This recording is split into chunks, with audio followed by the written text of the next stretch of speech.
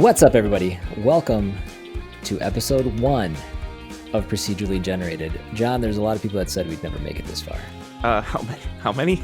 Have you been keeping count? Yeah, it's all the naysayers online. Shockingly demoralizing. It's weird. My wife came up to me and she said, "You can't do this. Right? You're never gonna make it. You'll never make it." Yeah. No, she would never say that. No. It's actually been really fun since recording episode 0. Procedurally Generated. This is a show about the random history of video games. So, John, why don't you say a little bit about who you are? Yeah. As Chris has mentioned, I'm John. I am sometimes a freelance writer. I've written for XBLA fans. I've covered games for the better part of 12 years now. Super into the industry itself. Love playing games. Been playing games since I was 2, back in Wisconsin. And now I live here in Minnesota and still playing games, surprisingly. Perfect. How about you, Chris? I am still playing games as well. Yes, great. We haven't given up yet. My name is Chris. I am a Twitch streamer. I think that is my biggest contribution to the industry thus far. I go by CW719. It's a good channel. Oh, thank you. Yeah, I've been working hard at it. We've been we're coming up actually. The day you listen to this, I think, is that the 6th? The 5th. It'll be the 5th. Yeah. The 6th is my 1 year. In spirit. Right. Close enough. The 6th is my 1 year anniversary on Twitch, when I kind of committed to doing my thing on there. So that's awesome. Yeah, very, very much excited about it. Been focusing so much on the podcast, though. I have to probably figure out what to do for my 1 year anniversry on Twitch. So we'll figure that out soon. This process is time consuming. It is. Let me tell you. It's so in a exciting. Good way. I couldn't be happier trying to figure out how to do this thing. But I have a wife and son, and they are great. We love them very much. So, but John, what kind of games do you do? What have you been playing recently? Oh man, recently I've been gearing up for the new World of Warcraft expansion, Shadowlands. I think that's out in like 3 weeks. Finally, it was delayed. But I'm going to be leveling up an alliance character because I haven't seen some of the newer content with that faction. I've also been playing a lot of Magic Arena. That's kind of been my go-to game for 2.5 years or so. I never really expected to have a game like that. I always heard of people going like, "Oh, I play Hearthstone every night before I go to bed." And I always kind of like toss that aside, like, I play like everything. I'm always hopping from game to game. But honestly, Magic has been that thing in my life for close to 3 years now. It's that game that I can never stop thinking about, which is wild to me. It's just great to have something like that in your gaming portfolio that you can always go to if you're bored, if you're trying to pass the time. Not everything can be. You can't always go through a area in like Arkham Asylum like really quickly, but I can crank out a game or two of Magic to help pass the time.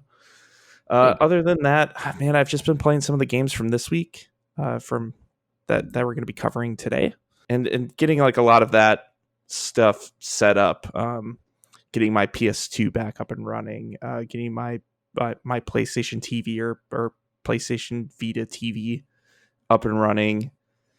It's been a lot of tinkering with gear lately. So right, less game time, more businessy business, right, work stuff. But also next week's going to be a very busy week for just new stuff. Yeah. So new consoles come out next week. I have both pre-ordered. Hopefully I'll be getting both on the days that they launch. And I should be streaming a lot of that stuff next week. I took the whole week off of work, so I should be able to squeeze in time for this show and for all those sweet new releases. Very nice. Very nice. I have 0 of the new consoles reserved and waiting for me. So I'll be a sad boy over here playing my old antiquated stuff. your So PC that's basically the same as an Xbox Series right, X. right. I'm I running think about you'll a be fine, Chris. 2070. Oh, that's it. No, I've been playing streaming Amnesia Oh, that's Birthright. right. Is that the Rebirth. Rebirth, not Birthright? Rebirth. I've messed that Birthright's a up. pretty good name though. It is. That's yep. That should be the DLC. So what is that? Are you doing in that? You are. I mean, I think you're just trying to survive. It feels. I don't have a ton of exposure with the old Amnesia games. I played a little bit of the first one. I just remember like roaming through catacombs and like different watery passageways and some invisible monster attacking you. That is all Yeah, I know about Amnesia. that's about all I knew coming in as well. But Okay. I'd heard good things about this one, and so far it's cool. So far I like it. It's I mean, it's a first person horror game. If you don't know what the It's Amnesia series is, it's that it basically defines the genre in some people's opinions. Um, but is it it's I is it mean more it's fun. psychological than like most first person horror games, or is it does it rely more on jump scares It to get your blood pumping? has those psychological elements to it. Like there's a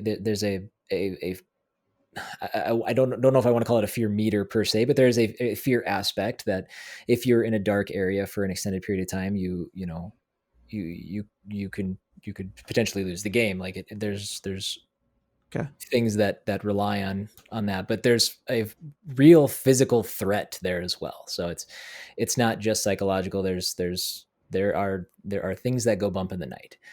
Um, but I've been enjoying that. We're still pretty early on. I don't think we're probably about a third of the way through the game, maybe. So we still got some time with that game. And then my go to is I love playing games with the community. So we play a lot of Rocket League. We play a lot of Call of Duty Modern Warfare.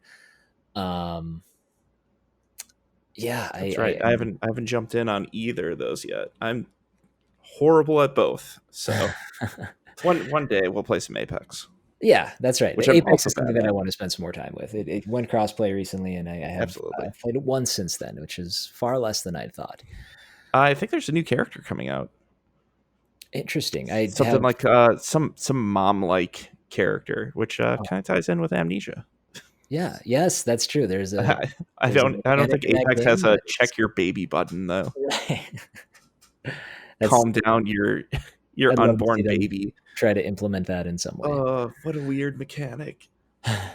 So, but yeah, that's a little bit about who we are. So, first off, before we get going, if you guys like what you hear, if you guys are enjoying the show, I know it's early, but considering leaving us a review, a 5-star review, preferably, We're on 5-star whatever. men. That's right, five 5-star star. hosts, 5-star gamers. That's right, 100%. But yeah, whatever platform you're listening on, give us a good review. It gives us an opportunity to potentially move up and find new viewers and well, listeners, I guess. So that would be great if you could find the time to do that. So if you've listened to episode 0, we haven't even started this thing, and we've already got some changes to discuss. So normally the first part of the show we're gonna dedicate to community time, community people that reach out about the prior week's games. We obviously don't have prior week's games, so we figured this was probably a good Yeah. time to talk about these little changes. If you recall from episode 0, we talked about doing 10 games a week. I think it took about 2 days for us to realize that's too many games. Yeah, it's a lot. It didn't sound like a lot, but it feels like a lot when you get into it. What's the saying? Like your eyes being bigger than your stomach. Yep. Yeah, I'm guilty of that a We lot. definitely looked at the concept of the show and we're like, yeah, 10 games. That sounds great. We'll kind of give each one like 10 minutes or something. And Chris started taking down notes for all the games that we're going to be covering this week. Spoiler, half of them are going to be split to next week instead. So we are already well on our way for researching those. But I started looking at Chris's notes, and there's a ton of stuff for each game. There's a ton of different rabbit holes that you can go down, and having the time to give what we want to each game just is impossible with 10 games. Oh yeah. It's too much mind space in a week. just takes up so much time in general. Our personal lives would suffer. Our work would probably suffer if we were keeping up with the original 10 game premise. So it's going to be 5 from now on until we decide otherwise. Right. Yeah. It's there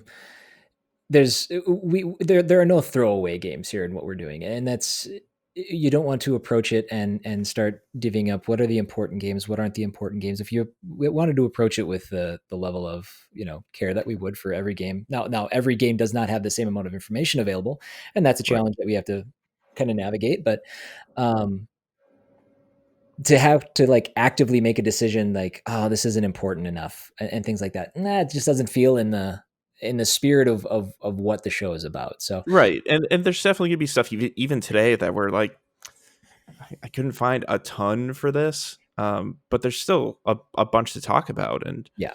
and we want to give things the proper time. Right, exactly.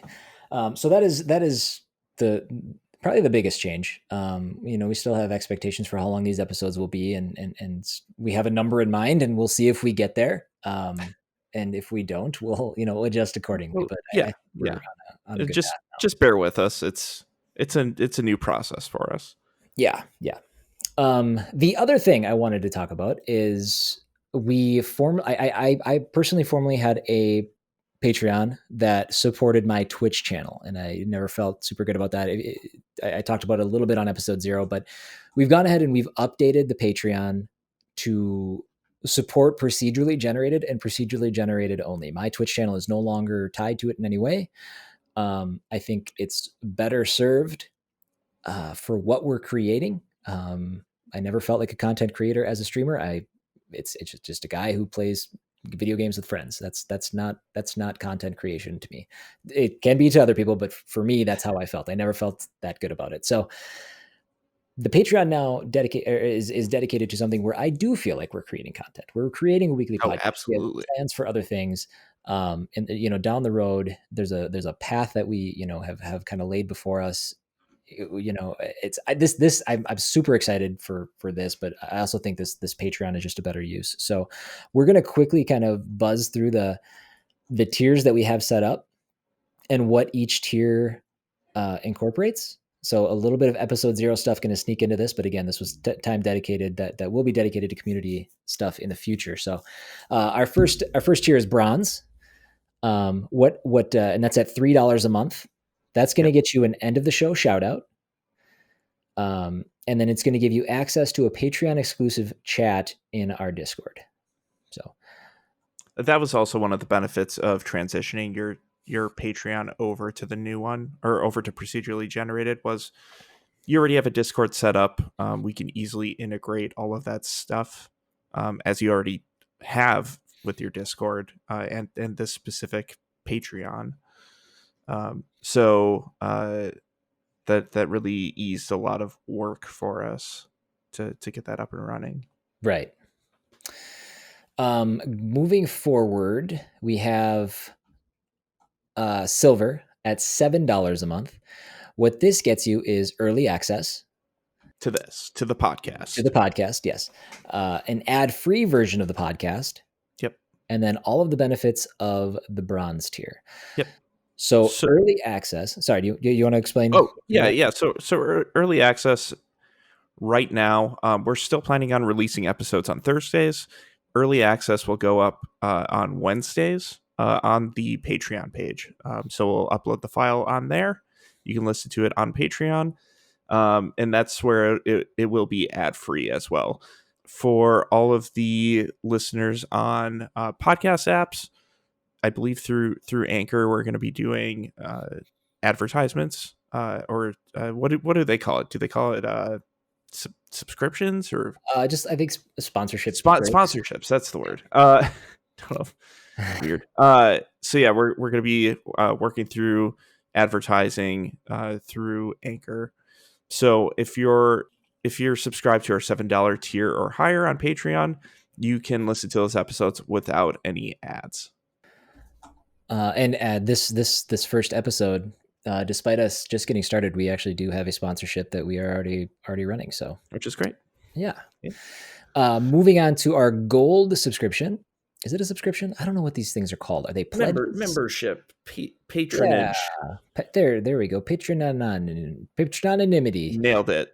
Yep. Just What Gold 2 gets you is the ability to vote on a patron-specific game choice each week. So we are going to have 4 or 5 games listed as an option, and if you're at gold tier or higher, you can vote on which one we dedicate some time to in the either the following week or the week after. We might give it a 2-week buffer just to make sure that we can do it justice. Now, important to note, you have to choose carefully, because if you don't select the 4 games that you don't select, or 3 games depending on what the options are, they go back into the ether. They right. may There's come up always and a chance that we're going to be covering stuff. yeah, but they will not be covered the following week. They just go away until fate brings them back. Absolutely. And then at the gold tier, you'll also have access to a monthly Q&A. So any questions you guys have, we're going to set up either a live show. Depending on the number of patrons we have at this level, we may just answer questions on Discord when you have them, but we may turn it into an actual live show at some point. Right. And then obviously all the benefits of the tiers I said before. Yep. Moving on, we have the platinum tier. Yep. The platinum tier comes with some behind the scenes access. So we will be sharing different methods on how we're doing our research, what our space looks like, if there's things that you want to know about what our process is, how we pick our games, things like that. We'll share those things at our platinum stage. So, and then all the benefits of the lower tiers. Right. And a partridge in a pear tree. That's right. I'm sorry, I haven't been saying the cost. The platinum is at, or I'm sorry, the gold is at $15 per month. The platinum is at $25 per month. We're skipping that one for right now. See, we have things brewing already, Yes. Yep. The next tier we have is the rainbow tier at $100 per month. It obviously comes with all the benefits of the tiers that I've already listed off. This one also comes with a personalized thank you message, whether it's a handwritten message, whether it's a video, whether it's shared publicly, whether it's shared privately. We'll take the time to get something to you as a way of thanking you for your support. And then we have one final tier right now.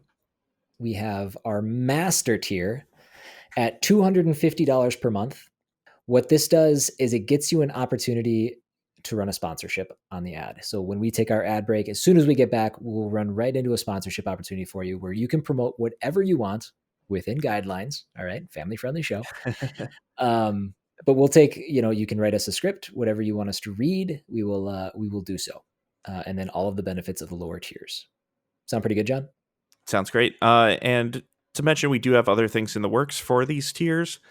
We just don't have that up and running yet. So we will update you guys as those irons come out of the fire.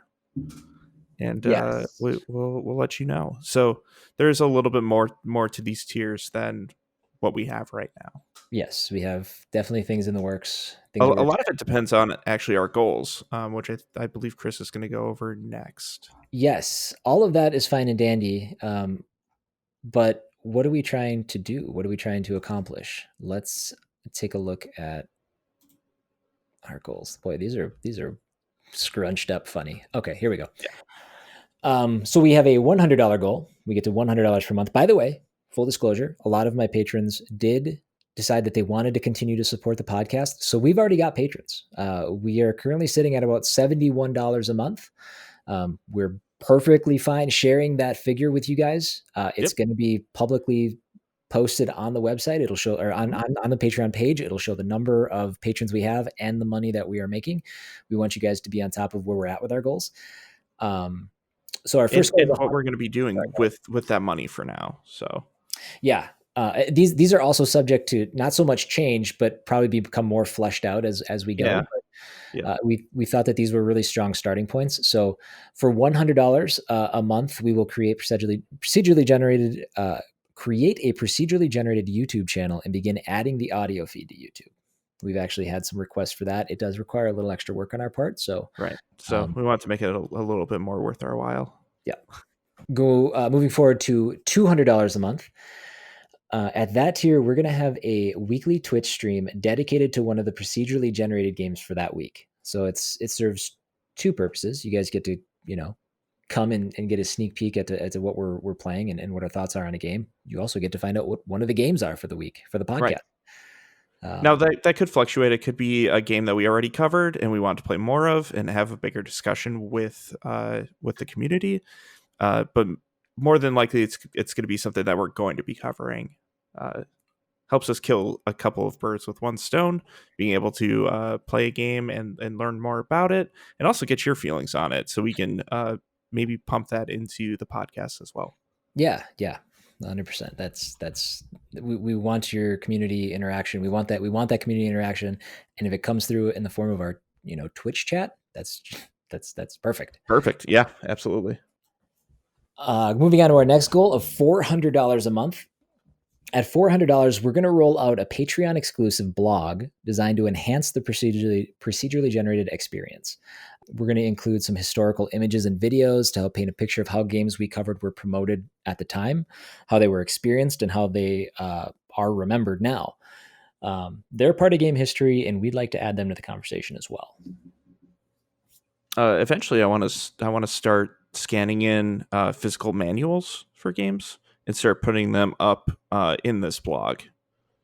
So yeah, this blog can go places. There's tons of cool stuff to share with some of these. So as we get our hands on games physically, like I bought some of the games that we're talking about this week, and in the coming weeks, I guess too. I bought a few.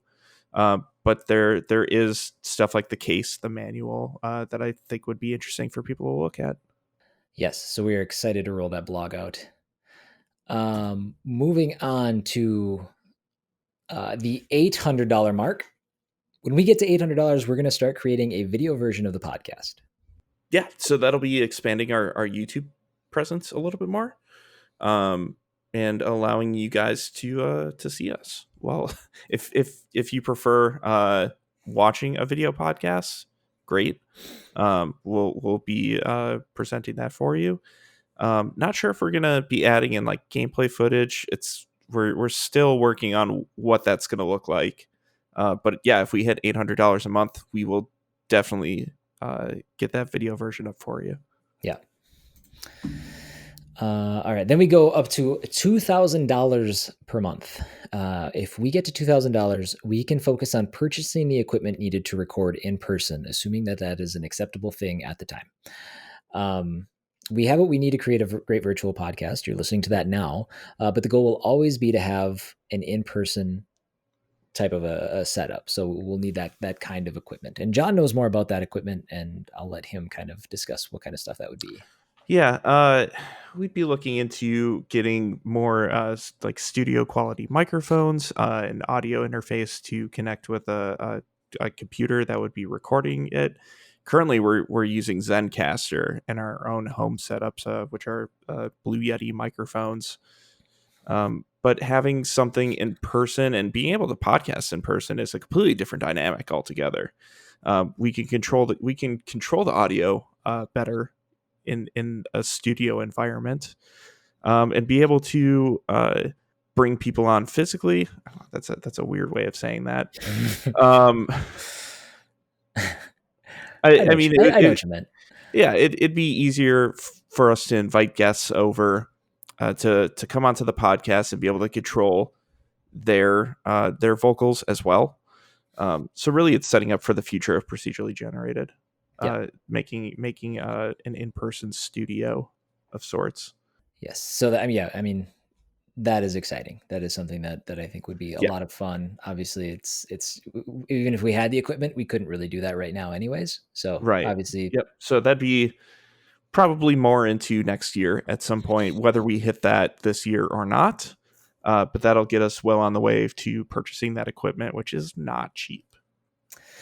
Yeah. And then our next tier is 5,000 a month. At that point, we're going to start investing in some more hardware and software, capture equipment, and the like needed to record some video for as many games as we can possibly cover. So we're going to try to get physical versions of the games if we can, play them the way they were intended. Capturing them on original hardware, Yes. which is tough to do sometimes, especially when a lot of the consoles that we're dealing with are things that Chris and I have never owned, and probably wouldn't own unless we hit something like this. Yeah, I mean, to be fair, I'm still not sure what half this stuff is. Like, You're they're getting still recommendations from people in your Discord yeah, for consoles that I've never heard right. of. Yeah, we had our first request for like of a console to add, and I'm like, okay, It's like, oh, sure, it looks like another Commodore 64-ish type thing. right? Why But not? uh, when I was out shopping for games this week, none of this stuff is cheap. Kind of like the recording equipment, getting a Neo Geo, getting a CDI, getting uh, any older console is tough. Being able to find ones that are working properly, and getting the equipment to capture that stuff properly. It's going to cost money, and this is actually my favorite tier of our goals. I want this one more than anything except for our next one. Just because this is the exciting part. We get to play more games. We get to talk about more games. We get to experience more the way that we haven't before. Yeah, So this is one that I'm very, very passionate about, yeah, and hopefully we hit sometime soon. yeah. I mean, we talked specifically about the hardware too, but I mean, getting games is not easy for a lot of this stuff. A lot of the stuff that's old and just not readily available. So Yeah, we'll also approach it with the right mentality. We're gonna get the stuff that we can get, and if we can't get something, we can't get something. But we want to provide as much, footage of these games and really present you with what we're talking about. So right. And this would also help out with the post show blog that we talked about earlier. As we get physical copies of stuff in, we can show more of that memorabilia, more of the manuals, the cases, the cartridges, the discs, everything. It really just would enhance everything that we're trying to put out for this show. yeah, and John had mentioned our final goal.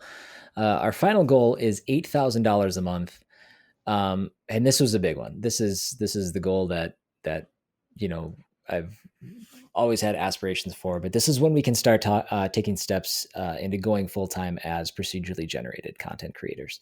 Potentially rolling out a second show, assuming we haven't rolled out a second show by then already. Right. But expanding what we're trying to accomplish. This should allow at least one of us to turn our daily focus towards procedurally generated, and trying to make it a consistent and constant source of entertainment for our patrons and our listeners overall. So that's obviously a very important step for both of us. Right. Working on stuff this past couple of weeks has been eye-opening for me.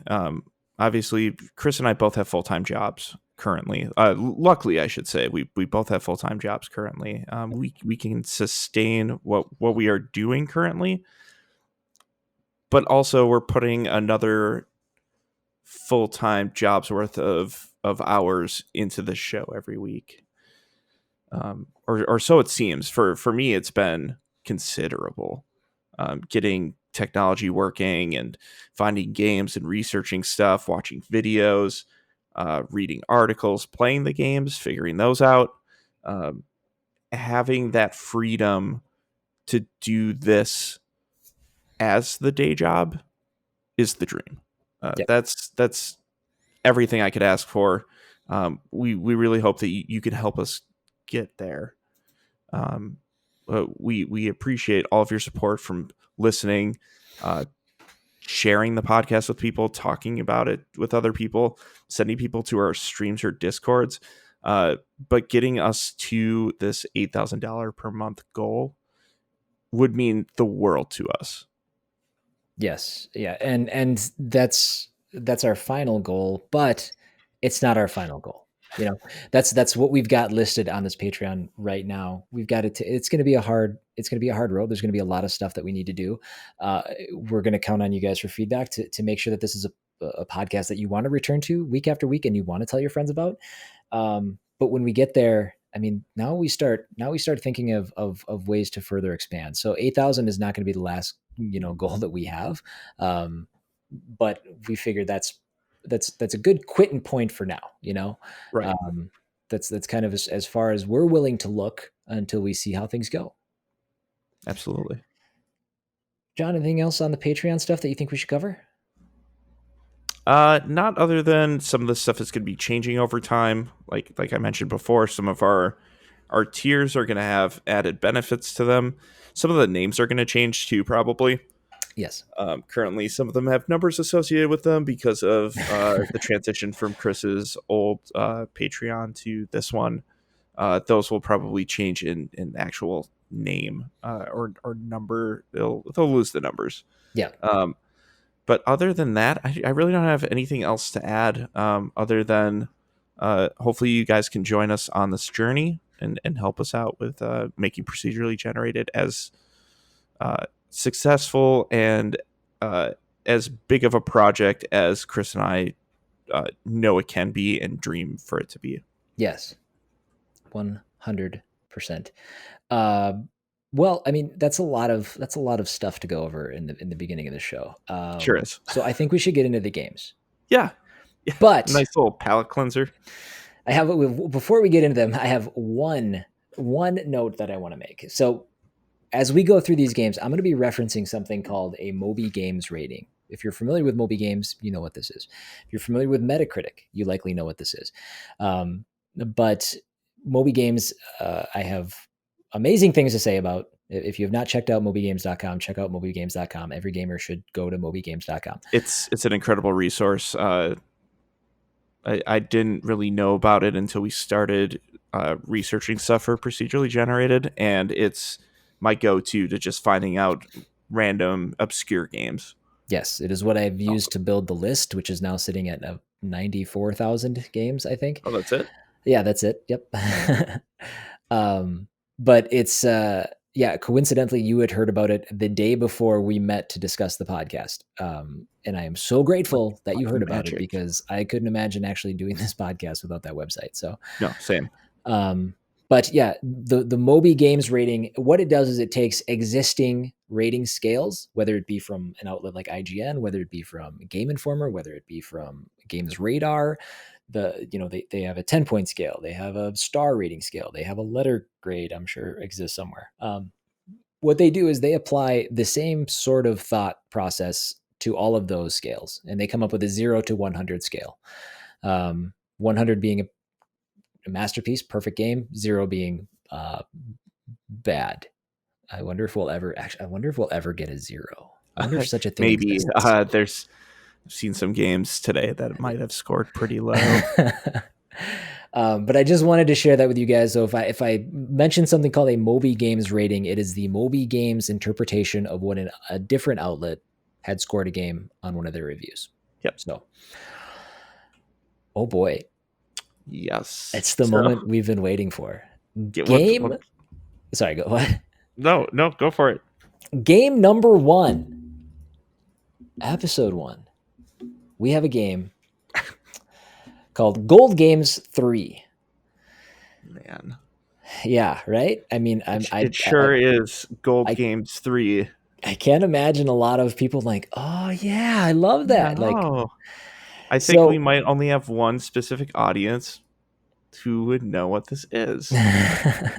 Chris, if you'd like to describe what Gold Games 3 is, please. I would love to. First off, though, typically I'd give you a developer. I'd give you a publisher.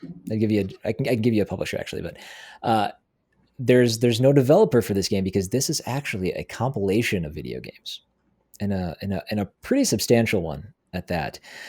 Gold Games was published by Topware Interactive. As I stated, it is a compilation. It was released in 1998 on both DOS and Windows. Now, we drew the DOS version of this game.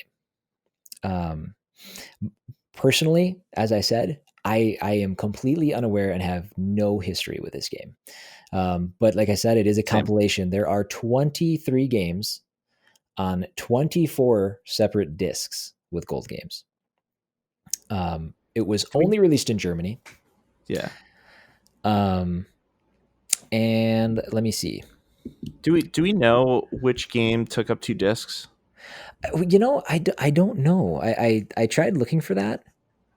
I have a feeling it's the first game on the list, but I'll look while you start safe. listing stuff. Okay. So a little history about Gold Games first. There are actually 10 Gold Games compilations that exist. 9 of them are numbered, so Gold Games 1 through 9.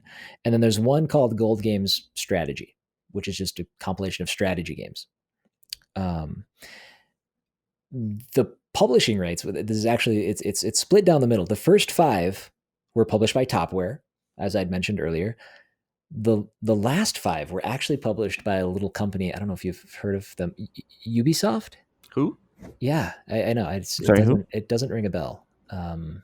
Is it Ubisoft? Yeah. So yeah, I mean, they make a Rayman. Yes, I think that was their only game. I don't know if they've had any hits since then. But yeah, Ubisoft actually played a role in publishing these games. At least the last 5. I believe they had the last 4, and then the strategy version was also Ubisoft. I'll have to double check on that myself, but they got their hooks deep into Tom Clancy territory. That's right. They read a book and they're like, "This is it. We do nothing else now." I would look into those, but we've got enough on our plate with this specific version of Gold Games. Yeah. So let's discuss what games are on this list. So, I mean, this is quite the list. Let's preface it by saying it's not bad. It's not a bad list. I haven't heard of a lot of these before, but the ones that stand out. They sure do. So first off, one of the standouts, Tomb Raider. That's right, Tomb Raider. Yep. Is in this compilation. Then we have Bundesliga Manager 97 Gold, which I think you nailed it. I think I did too. I think that's the first time I've said it right. It is a German football league or German league football management sim. Mm-hmm. We have Joint Strike Fighter, which is a flight sim. Yep. We have Have a Nice Day, and nice is what's the word for how that's abbreviated? Abbreviated. Yeah. N period, I period, C period, E period. Have a nice day. I don't know what the nice is supposed to mean, but it is actually the game's called Have a Nice Day. It is a racing game. Now, I don't know if any of your viewers have heard of hard driving or race driving, which are old. I think they're on Super Nintendo, Genesis, first person, really blocky, weirdly kind of a weird momentum when you drove, but it reminds me a lot of those games. I'm sorry, what's it called? The game you were just referencing. Yeah. Hard driving or race driving. I think there's 2 different versions. Weird. But yeah, they're old school first person racing games. And those were the vibes that I got from Have a Nice Day. Okay. And then there's Lynx LS 1998. That is a realistic golf simulator. And I say that's realistic, actually one. Oh, sorry. Go for it. I was just gonna say I say realistic because it's got the Mortal Kombat style character models on it does. The backgrounds. It absolutely does. So it's What were you gonna say? I actually played a lot of Lynx growing up. Nice. My dad was very into golf, so he would purchase whatever golf sims came out. So we had NES Golf with Mario, and I remember Lynx being the first actual simulation golf game, the thing that looked close to real life at the time. He would get all kinds of expansions like the Pebble Beach expansion. They had various ones just for different PGA golf courses. It was Maybe it's a really thoughtfully made golf game. It was a lot of fun when I used to play it. Now I've been ruined by like the early 2000s Tiger Woods or Mario Golf or Everybody's Golf or was it Hot Shots? Hot Shots was what Everybody's Golf was Hot called Shots. before. Yeah, Lynx is dope, and people should definitely try it. I think at some point. Those games from the late 90s, you kind of nailed it with just looking at those games. Like Yeah. now it's racing games, when they come out, those are the things that show like how real things can look. Like back then it was golf games. Like Right. you would look at Yeah. the back cover of a golf game, you'd be like, oh my God, It's like, oh wow. I You have could to see have this. all the trees, you could see down the fairway. Yeah, it It looked looks like I'm beautiful. on the tee. I'm about to swing my sticks. I'm gonna land in the bunker like I do in real life.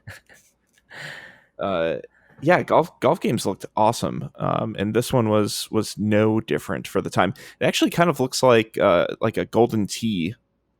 If you ever Yeah, a little played bit. those arcade games, it kind of has that same look to it. Right. For people who are imagining it, I'm pretty sure more people know about Golden Tee than Lynx these days. And I don't know if he was the actual cover athlete, but when I looked at the screenshot of it, it looked like John Daly, and I will play anything that John Daly's on. I What looked an at one icon. today, and it was Arnold Palmer who's on a cover for Lynx. I don't know if it was '98, but you have to think it was around that time where like Tiger Woods is coming up. You have people like I guess Arnold Palmer's getting older. But Jack Nicklaus. Yes, definitely not Nicholson. I've Yeah, made that mistake before. my brain always mixes those up. He's also getting older, so a lot of the old guard from the PGA were going into the senior PGA. Yeah, so that's Lynx.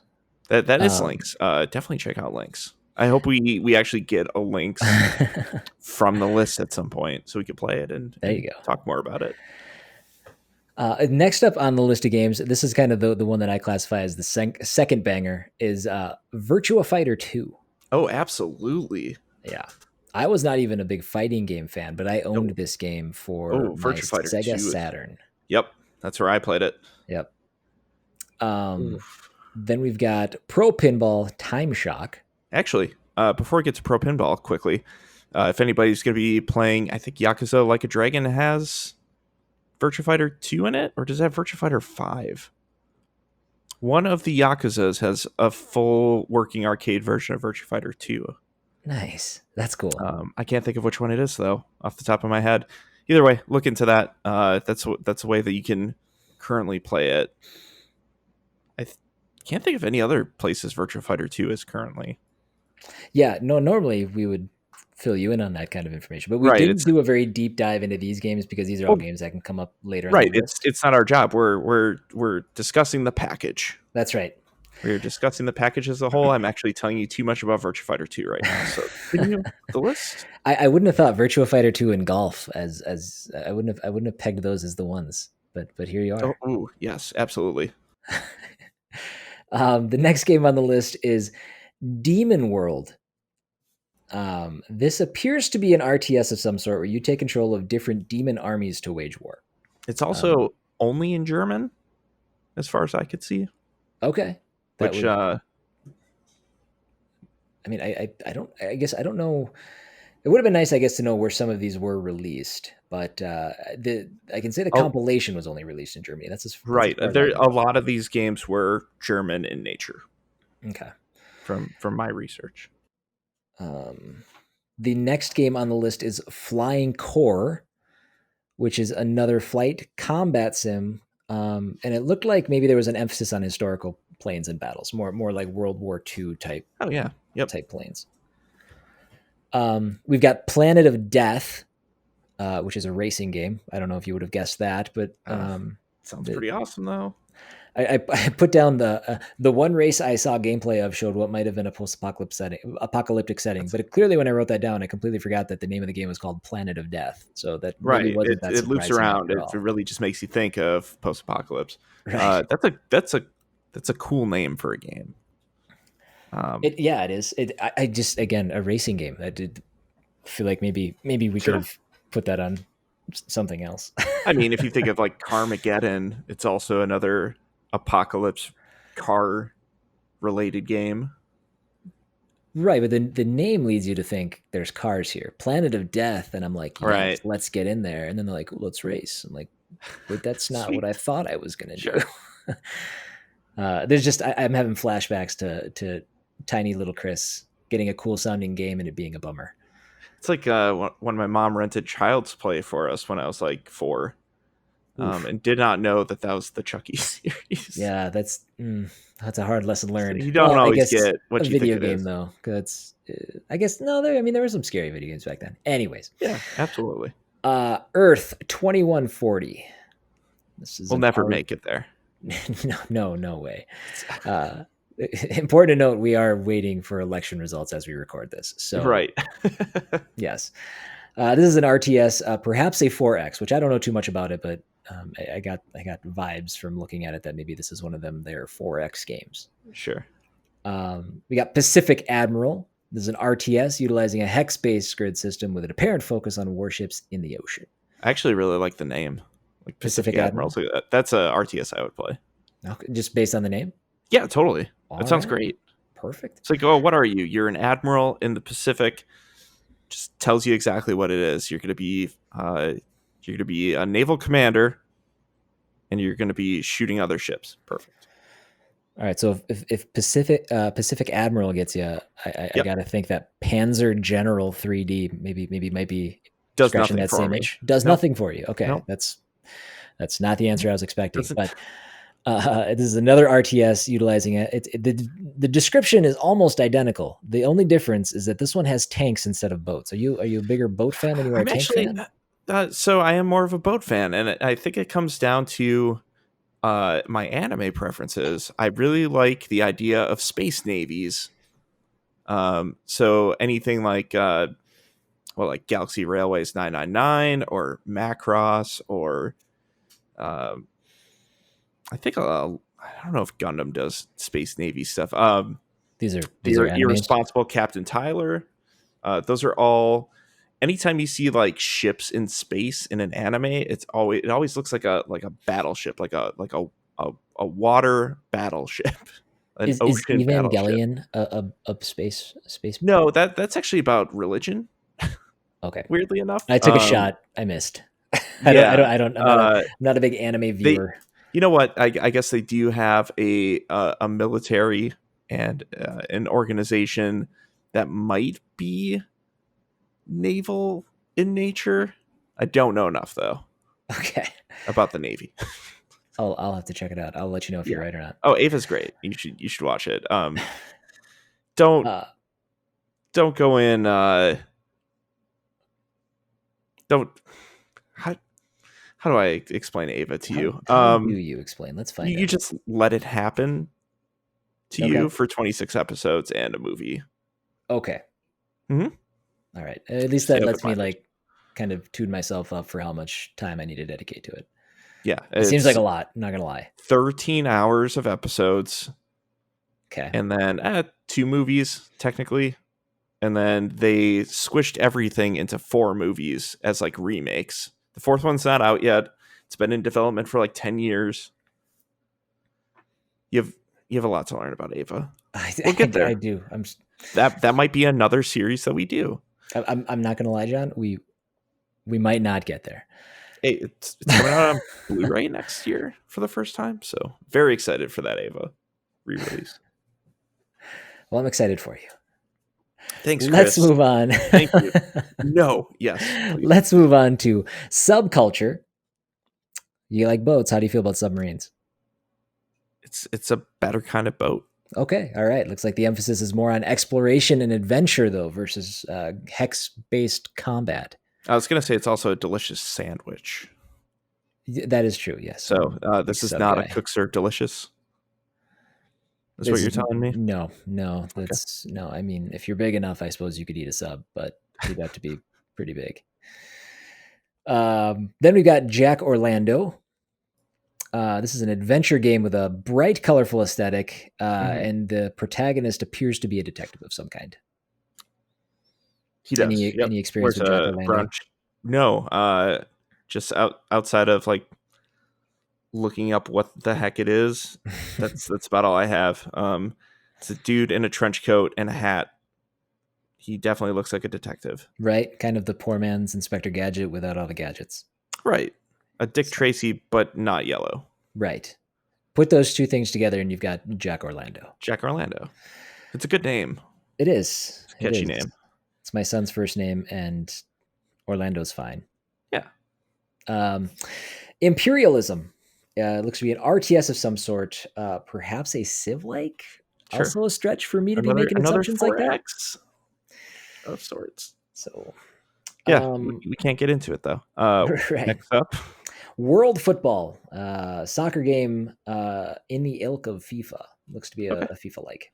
yeah, So, seems good for a German game collection. 2 soccer games. yes. Yes. Yeah, I guess, yeah, you were right. Yeah. A lot of war games, though. A lot of war. Yeah. We're not done I with the mean, war. it is 1998. That was the Like forefront there's a of lot of RTSs. There's a lot of war games. There's a lot of World War II stuff around that time. Yeah, it makes sense. we got what okay, the next game that we've got. This is the game that I think if there was one on this list that I really wanted to play, Oh, this I might be don't it. This one's called Street Racer. And this is a kart racer. This looks like a Mario Kart really. clone. And This is one that I didn't looked look up. fun. It looked pretty cool. Imagine a cross between Mario Kart and Road Rash, Oh because yeah, I you see could that. like punch out of the cart. You could like attack to the left and right, and it's the aesthetic looks a lot like a Mario Kart. I was like, of all the games on this list, that would be one that I'd be like, I could get into this. I think. I'm looking at box art for it for PlayStation, and they totally ripped off the Speed Racer logo. Oh, did they? Yes, it is 1000% the Speed Racer logo, but Street Racer. I guess I should say too, a Mario Kart clone, Mario Kart 64 clone. Sure. Yeah. Also published by Ubisoft. Street Racer is. Street Racer. Interesting. Yep. Did it release in the US? It looks like it. Interesting. Yes. Okay. Right.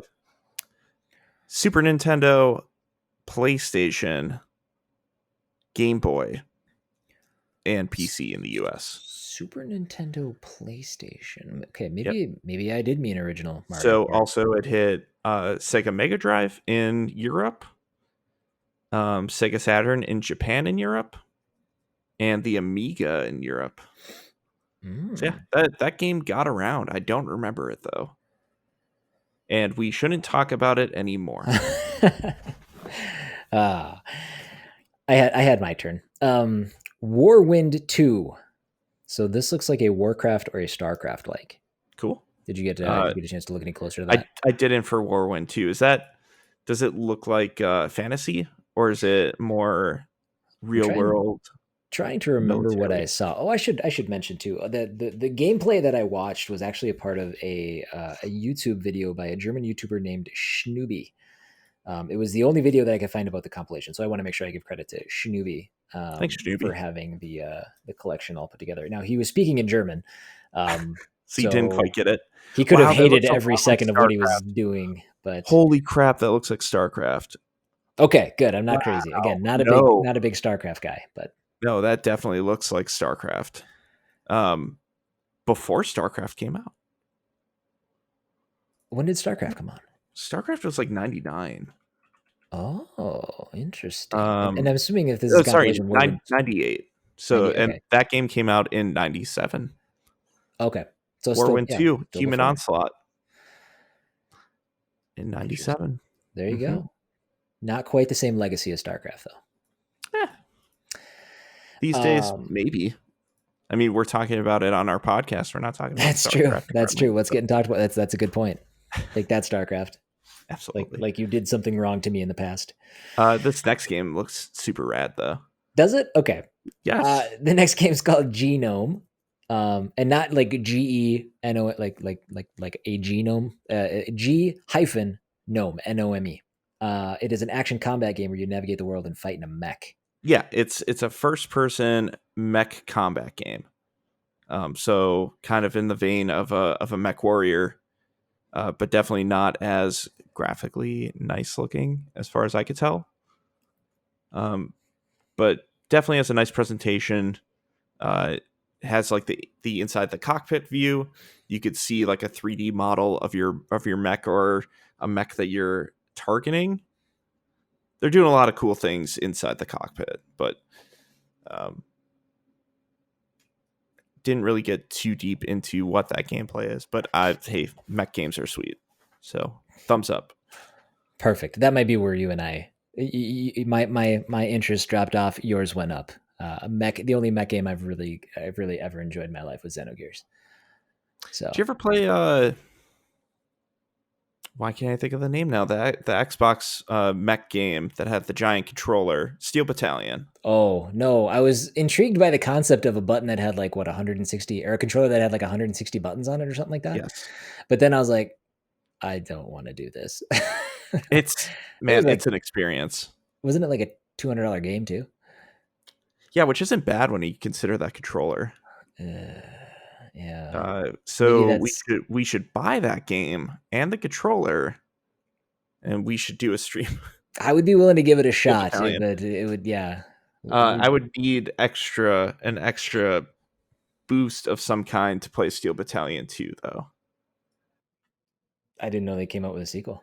Yeah, there's one that it's on Xbox 360. It's a Kinect game. Oof. Yeah. It sounded really cool during preview season for it, but when it came out, I guess it's not great. I never tried it myself. Once I saw reviews, just kind of stayed away. But Well, that's what yes, that's what this show is all about. The show is about experiencing the things that we wouldn't have taken the time to experience, experiencing the things that we may have, may have been overlooked. So, if the fates do you right, Steel Battalion 2 could pop up at some point. jeez, I hope so, and I hope not. Right. At the same time, because that is one that I will play. I will experience it one way or another. All right. The next game on the list, we have Soldiers at War, which is a World War II isometric RTS. Looks like I said RTS, and then I said it in the vein of XCOM, which I wouldn't Yeah, so classify like as an RTS. turn-based strategy. Yeah. Yeah. And then we have two more games. One of them was not mentioned in the video that I watched, so I can't say much about it, but it's a game called Warbirds. John, did you see anything about Warbirds? No, Okay. I have not. This It's a game about planes. game about planes. Okay, so is it a flight sim? Are there 3 flight sims on this? Yes, there are.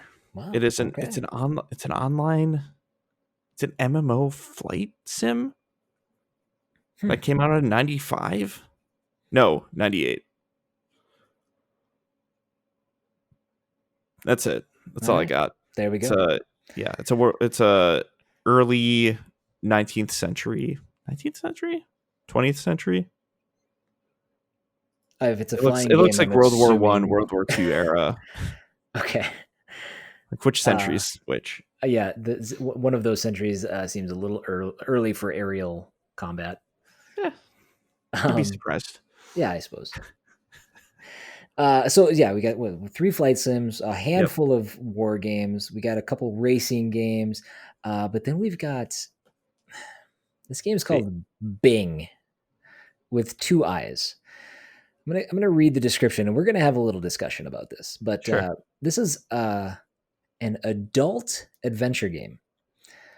Now, John, you actually found kind of the crux of what the gameplay is, or what it's about. Go ahead. Tell me Yeah, about Bing. it's a hospital simulate or hospital management game. The full title is Bing! Exclamation point!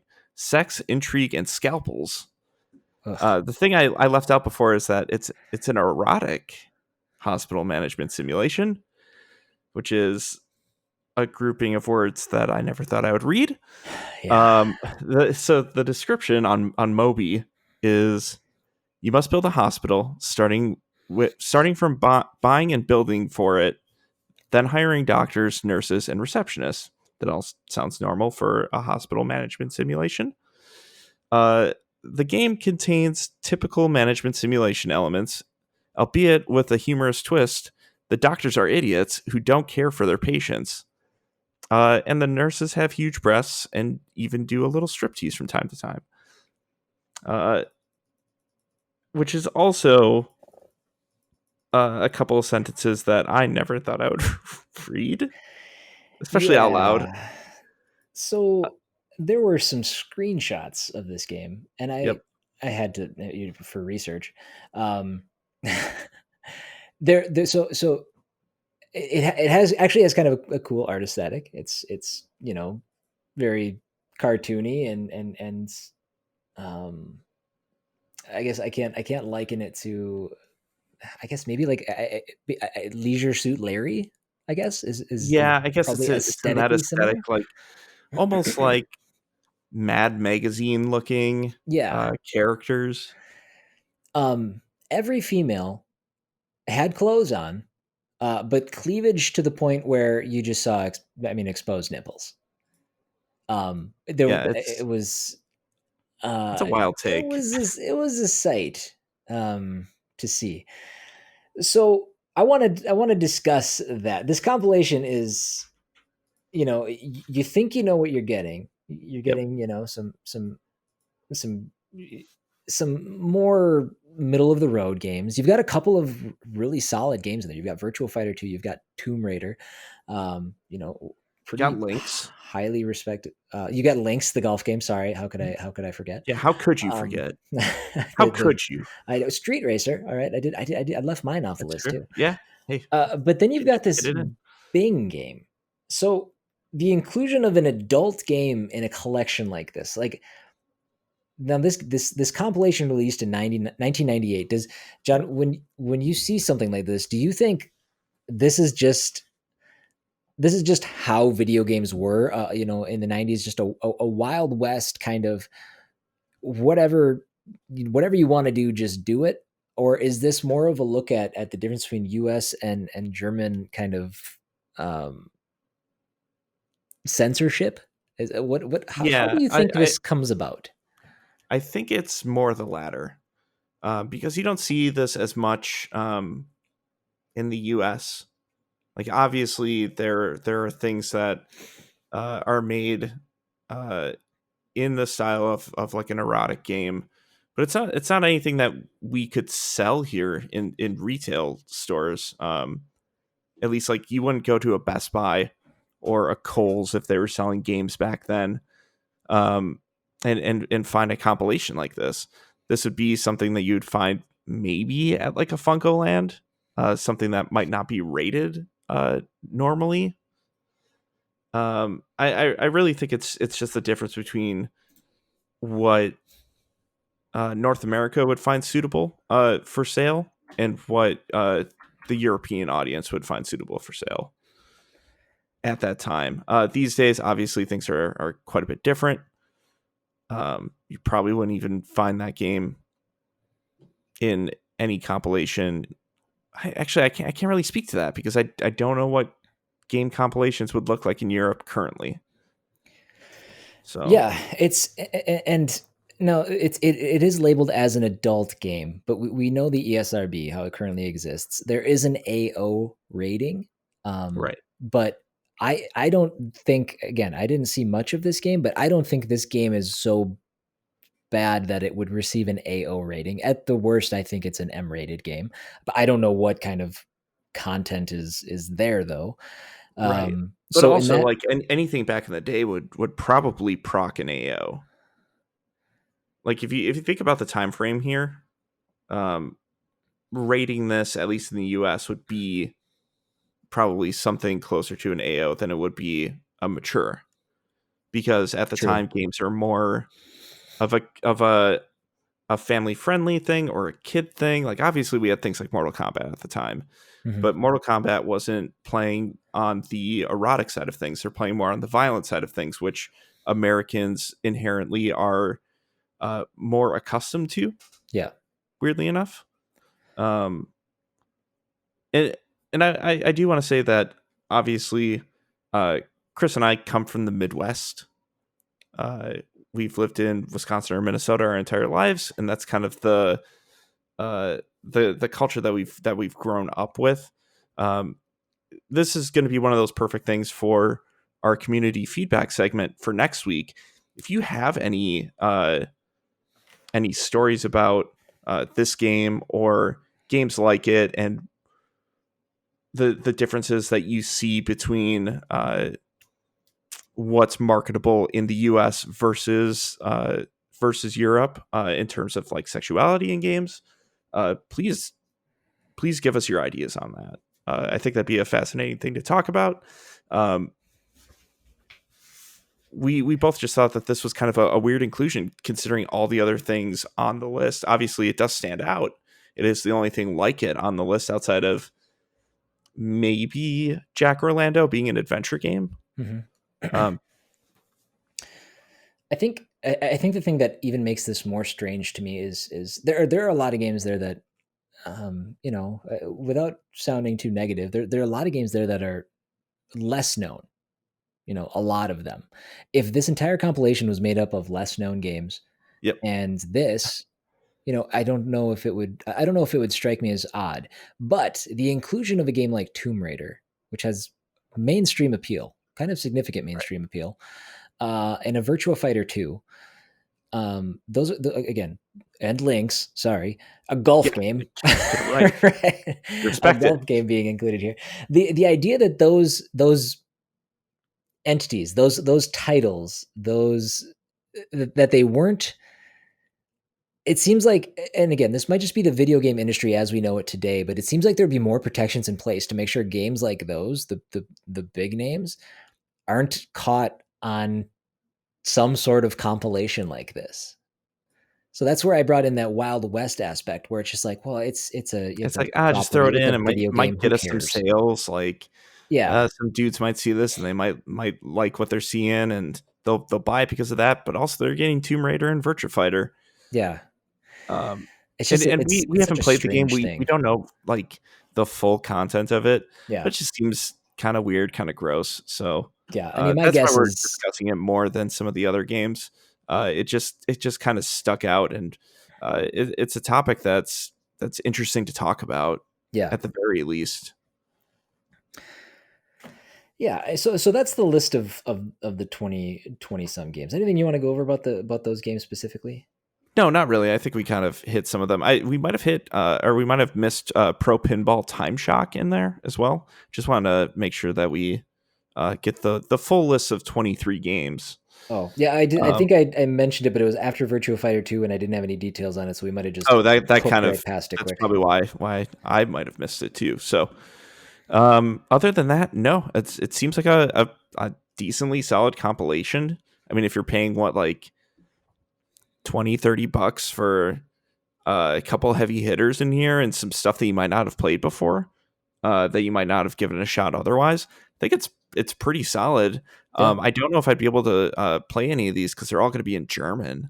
that is yeah. Every And game that's I included in that specific collection is not in English, yeah, I don't think I would understand anything.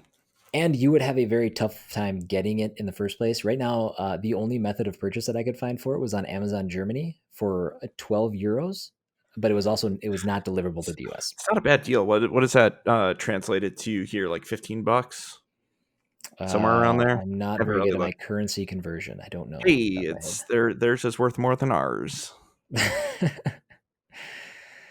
Well, so to go a little bit further into this, then, so Topware is the publisher for this. Obviously, the developers come from all over the place, but I wanted to go in a little bit more into Topware because I'd never heard of Topware, the developer, before. No, me either. So, And which is weird because I've definitely heard of stuff that they've worked on.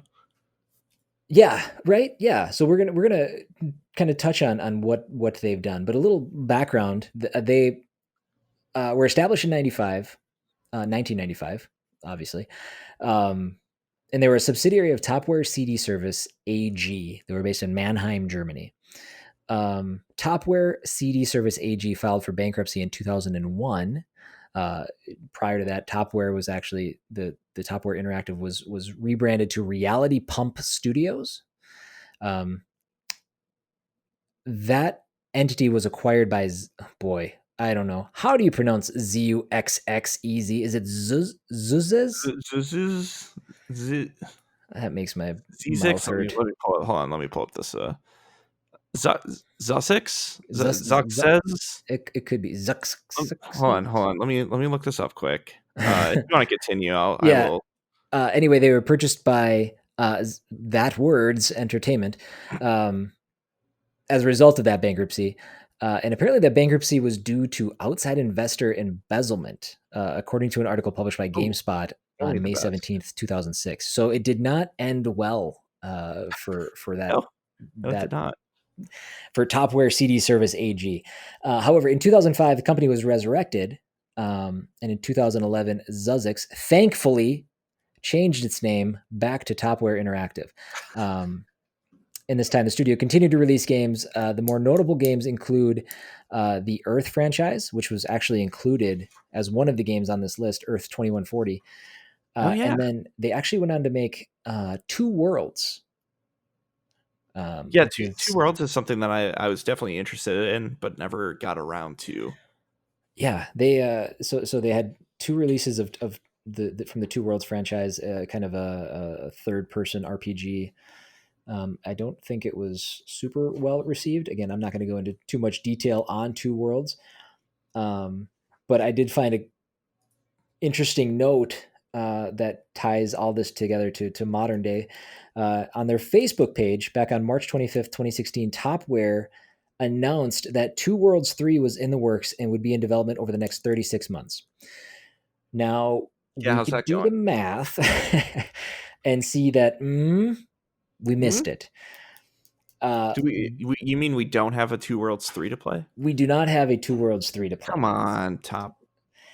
So Wait, what oh, they sorry. actually decided to Reality do, Pump. Excuse me. no, they're Topware now again. Are they? I'm looking Yes. at Reality Pump Studios website. Oh, interesting. But this Because is also they have a lot of Two Worlds 2 stuff on it, so okay, well that yeah. actually, so they changed they kind of came out with another announcement saying that a potential 2022 release date Oh hell yeah. was kind of going to be the goal because the company was focusing on DLC for Two Worlds 2. I don't know when Two Worlds 2 came out, but the fact that are they still pumping out DLC for that? Not that I know of. Like right, they can't be, right? No, That's it's I mean they could. It is 2020 after all. Anything could happen. Let's see here. Two World. Man, if I could type in Two Worlds. Velvet Also, Game of the Year I'd edition. like to say this is probably a show where we're going to be looking stuff up on the fly at times. Yeah, and that'll happen. We'll Chris and I aren't always talking about our notes with each other,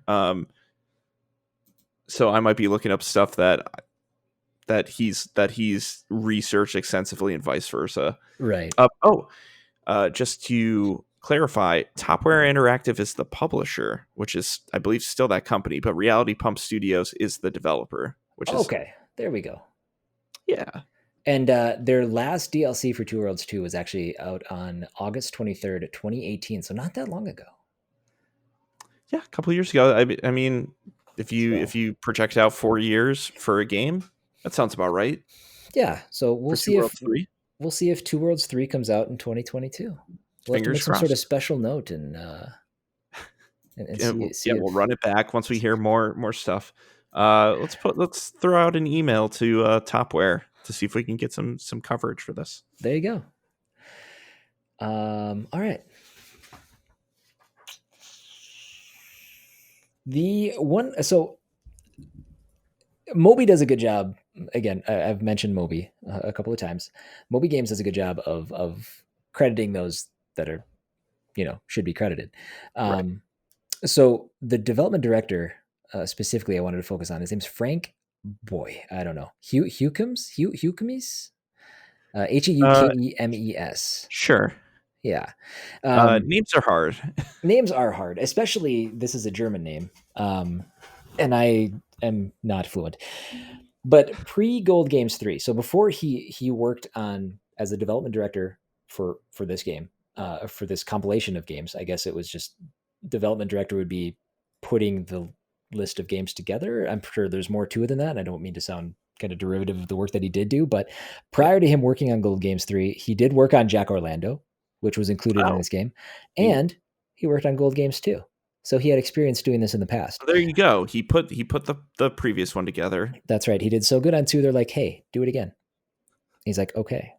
You like He was adult the games. quality assurance director, so yeah, he needs to make sure that all the games are of a certain level of quality. And do you think he delivered with Gold Games 3? Again, Like yes and no. It's it's compilations are hard because you want the big names, and I'm then you looking at want things to fill out the rest. yeah, I'm looking at this list of games and I'm seeing too many RTSs for my personal taste, I should say. For Are my you just personal not an taste. RTS guy? I'm not an Like RTS guy. okay, that makes So there's a lot of RTSs. yep. Maybe one too many flight sims. Not enough adult games. Put yourself into a PC gamer in Germany in 2008. Right. Okay. In that case, he nailed it. He crushed Yeah, it. this seems like right up Yeah. that alley. Oh, and apparently other people thought so as well because he did work after Gold Games. He did do quite a few things. In fact, he was the executive producer for Arx Fatalis, Okay, which is a name I know. The name I've I seen it know on the name shelves. I don't too. know anything about it. I want to say first person kind of maybe RPG like. It I looks don't like know a if that's true. horror game. Okay, that could be. Wait, hold on. First person perspective is set on a world whose sun has failed, forcing the above ground creatures to take refuge in caverns. It is a first person RPG. You're right. All right. It's by Arcane Studios. Oh, okay. Um, Arcane. so They went on famed, to do. Is it Dishonored? Dishonored, and Yeah. Prey, and soon to be Deathloop. Okay. Uh, Microsoft Studio Arcane. So I wonder if he work for Arcane because he worked as the executive producer on Arx Fatalis. He also worked. It just says administration, so he worked on the administration side of Sacred 2 Fallen Angel, and he was most recently credited. This was a while ago as the product manager for Germany's next top model, Das Official Spiel zur Staffel 2009.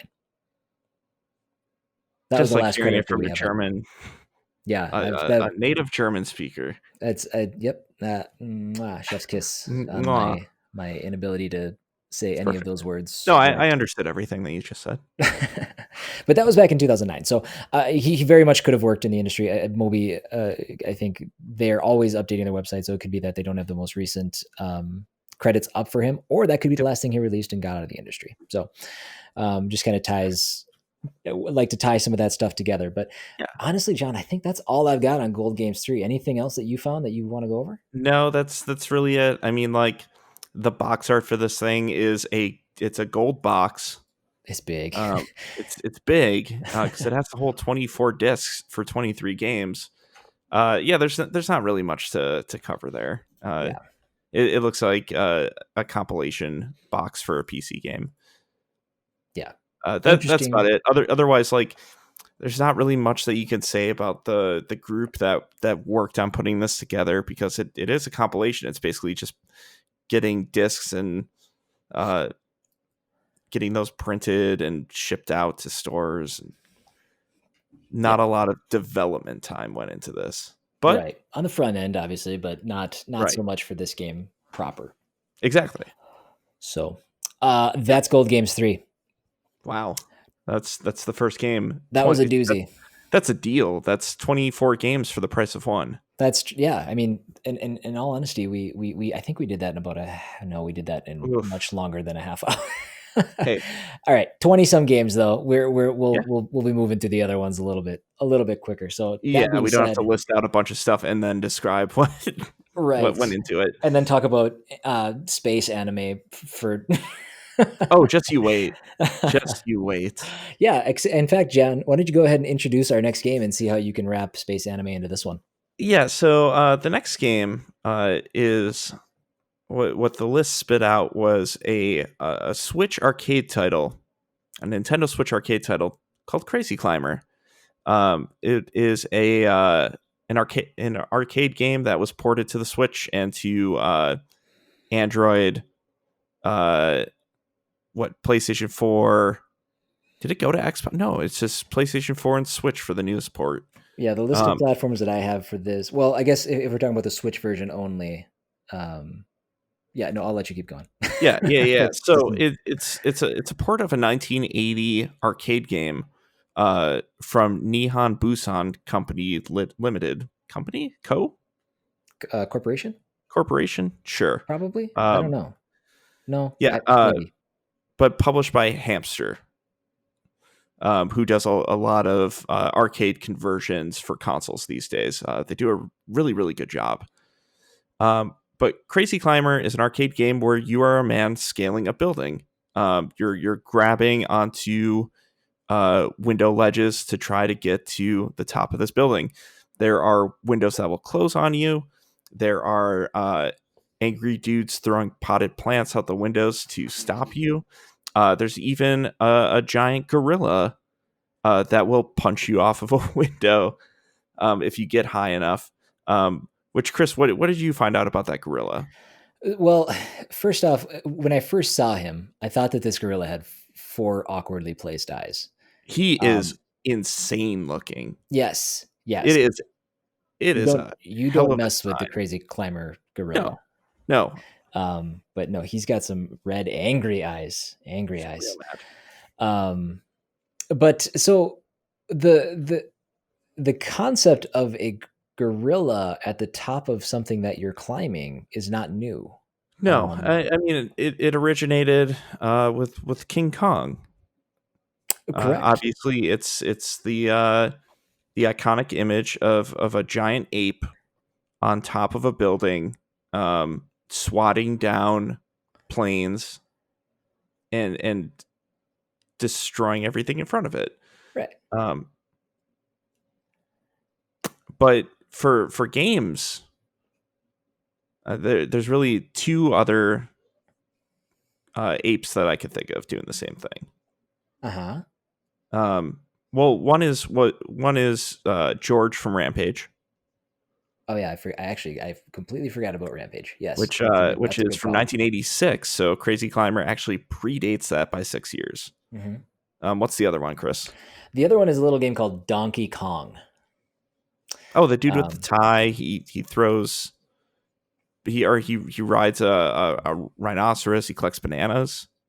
That doesn't sound like the same Donkey Kong. Okay. No, the Donkey Kong I'm thinking of is the one that maybe introduced a character called Jumpman. Oh yeah.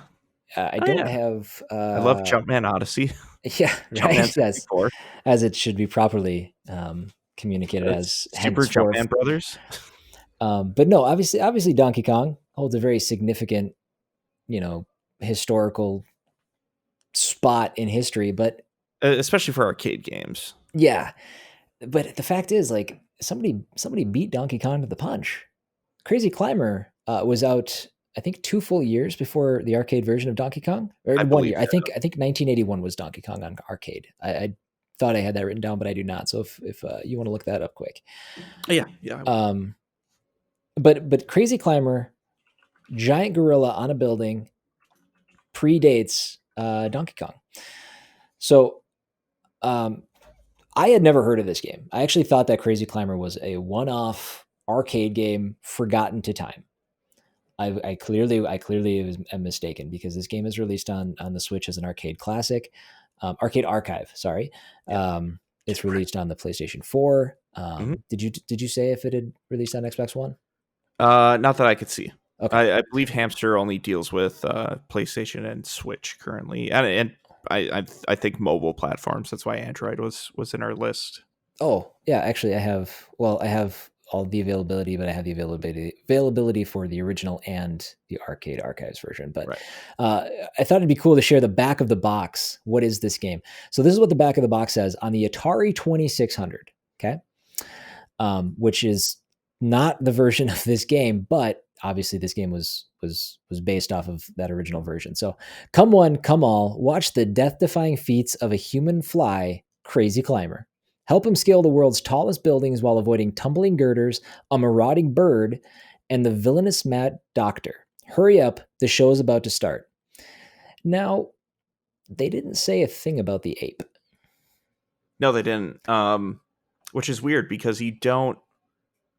The ape is something that you see a little bit later on when you're climbing the building. You think for spoiler reasons they kept it off? Possibly. Now, the other thought, and actually, now that I think about this, the different versions of this game, the Atari version, I actually don't think had the ape in it. Okay. I think for memory limitations. It seems like the sprite's too big and detailed for it. So, villainous mad doctor, interesting. So I wonder if I never got to a mad doctor while I was playing this. I did play it for about an hour today, trying to scale the building, and I'll talk about that in a bit. My adventures with Crazy Climber, because I'm an idiot. But I wonder if the mad doctor is the guy who's like trying to throw stuff out the window. I never saw him. I only saw the bird. The bird's awesome. It has its own like music as it comes in and it tries to poop on you and drop eggs on you. And I saw the gorilla, but I honestly never saw the girders, and I didn't see the mad doctor, so I don't know where those come in. Interesting. Did you hear the theme song when the ape showed up? Yeah, it's the Pink Panther theme. Yeah, it is. It is exactly that. It was awesome. Which, speaking of music, so this has a few songs that I believe are in the public domain. But the one when you first start a new life, it started like sounding super familiar to me, and in a way that I couldn't quite pinpoint, other than I knew the tune from a song from the Dumb and Dumber soundtrack. Go on. And so I looked it up. I looked up that song, listened to it on Spotify. I'm like, this seems like really similar. Brought it to my wife, played both of them for her, and she's like, yeah, those are pretty similar. And I start doing some more research, and I looked in to see what songs were in Crazy Climber. It's a song called wow, where are my notes? It's a song called Baby Elephant Walk. Which is it's a very, very familiar song. But it's also sampled in a song in Dumb and Dumber, and it's the opening music for Crazy Climber. And I don't know why my broken brain just kind of went in that order of things to connect. I'm like, oh yeah, this sounds like it sounds like that song Whiny Whiny from Dumb and Dumber. Oh yes. Yeah. Dumb and Dumber, by the way, is one of the greatest movie soundtracks of all time. It's incredible. You're doing a good job of making sure that gets its play. Yeah, absolutely. So go listen to Baby Elephant Walk. Go listen to Whiny Whiny from the Dumb and Dumber soundtrack, and you'll know what I'm talking about. That was a good half an hour of my day today trying to figure that out. Perfect. That's yeah. I'm glad you were able to connect it. Oh, thank you. I am too. It would have bugged me for days. No, so my original thing was, was that sampling the Crazy Climber soundtrack, or was it a different song altogether? Of course, it was another song altogether.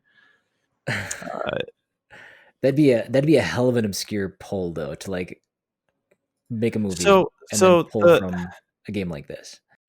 I'm gonna look this up quick. I might have to edit this. But while you're doing that, yeah, I was gonna share. So I came across a YouTube channel, and I want to make sure that I give proper credit. It was Patman QC.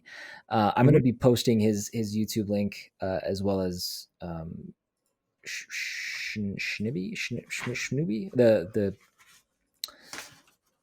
what's his name? Schnooby, as well as Schnooby from the last game. I'm going to be posting his YouTube channel in the description for this episode. I reached out to him because he has an awesome documentary basically on YouTube of this game, and that's what he does. He does documentaries for older games, really well done.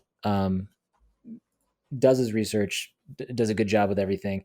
And because I did reach out to him as well, I'm also going to put his Patreon in the show description as well. Okay. He did fantastic work. But some of the things that I pulled from that video, the this game actually went on to there were unique handhelds created for this game by Intech in 1982, which there are cool photos of that, which I have saved and I'm Sure. going to share somewhere. Um, there's also a board game that was created for this game.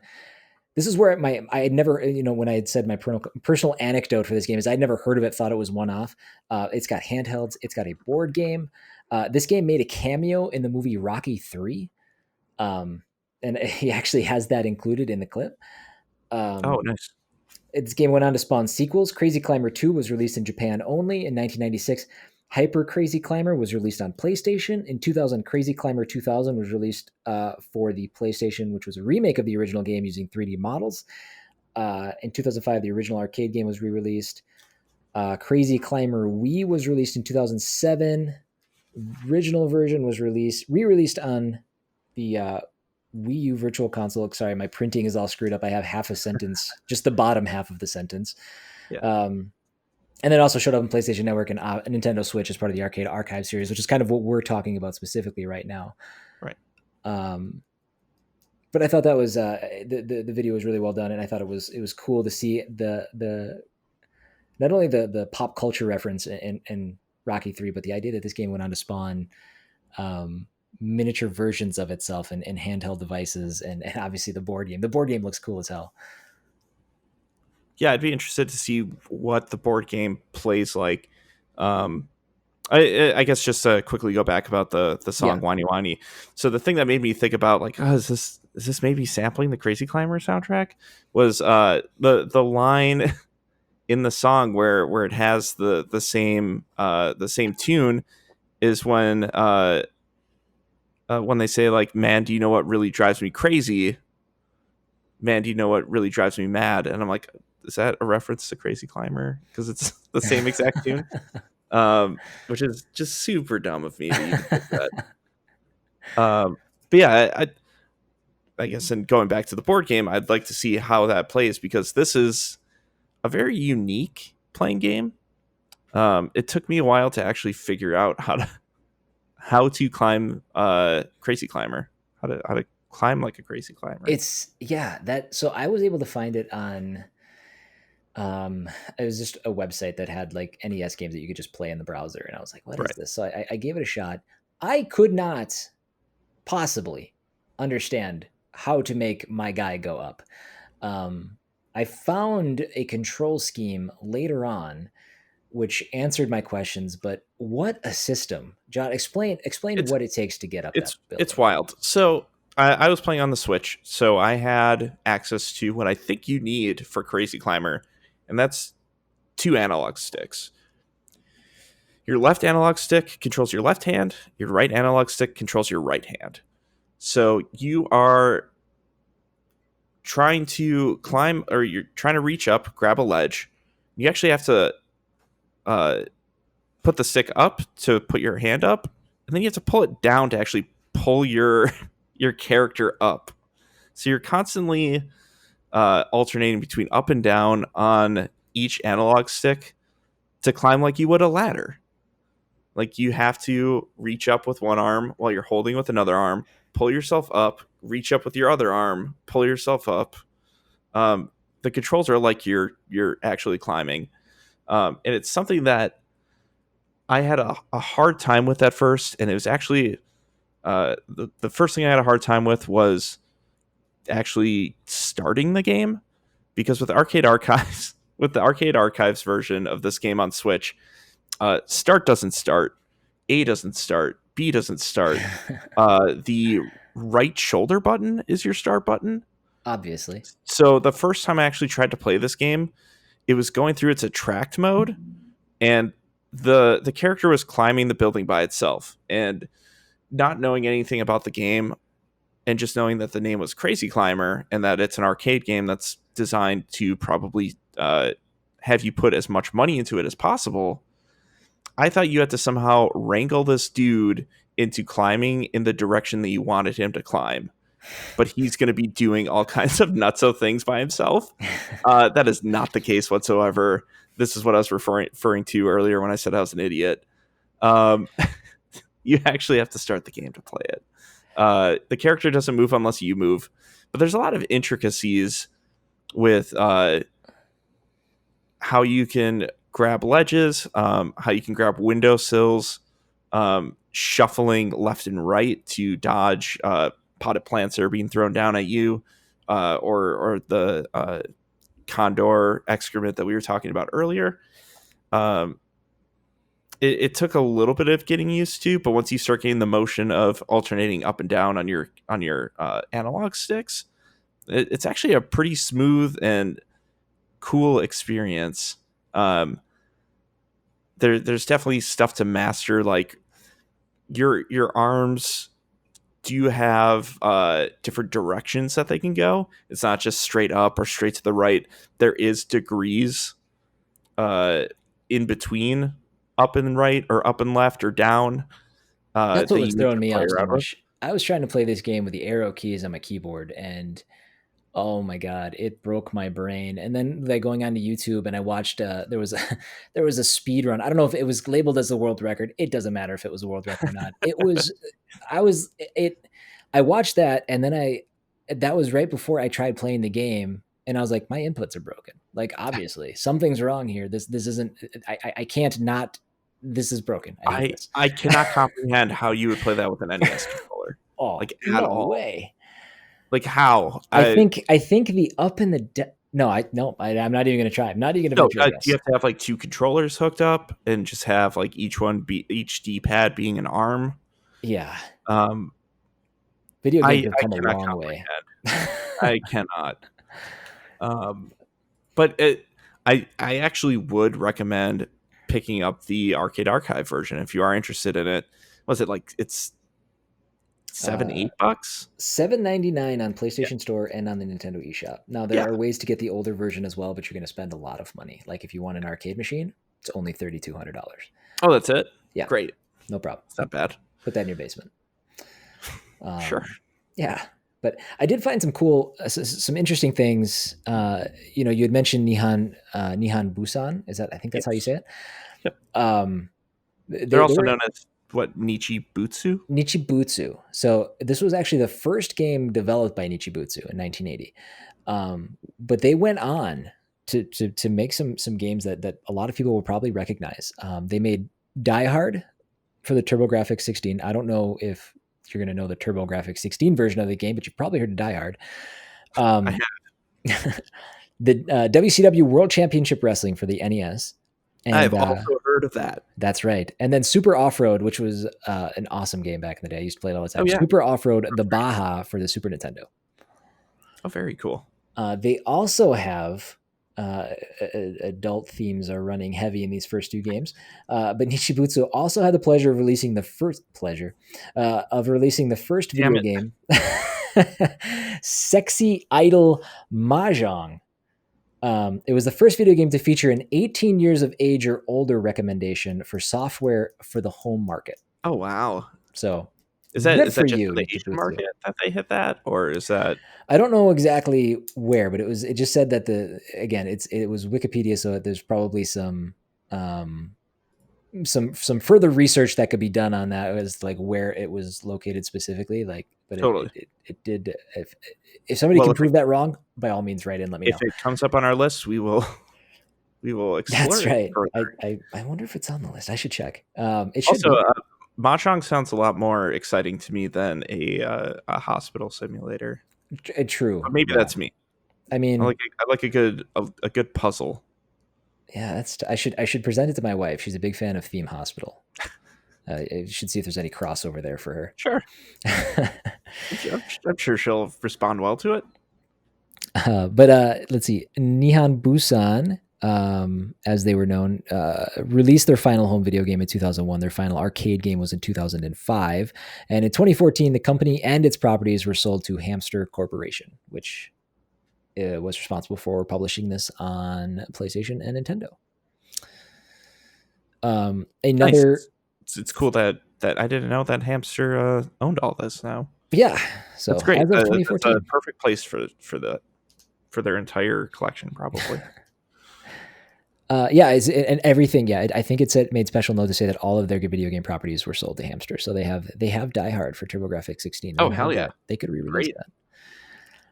Also from Patman's channel too, I wanted to call this out. I have this highlighted because I couldn't verify this any other way other than the YouTube video.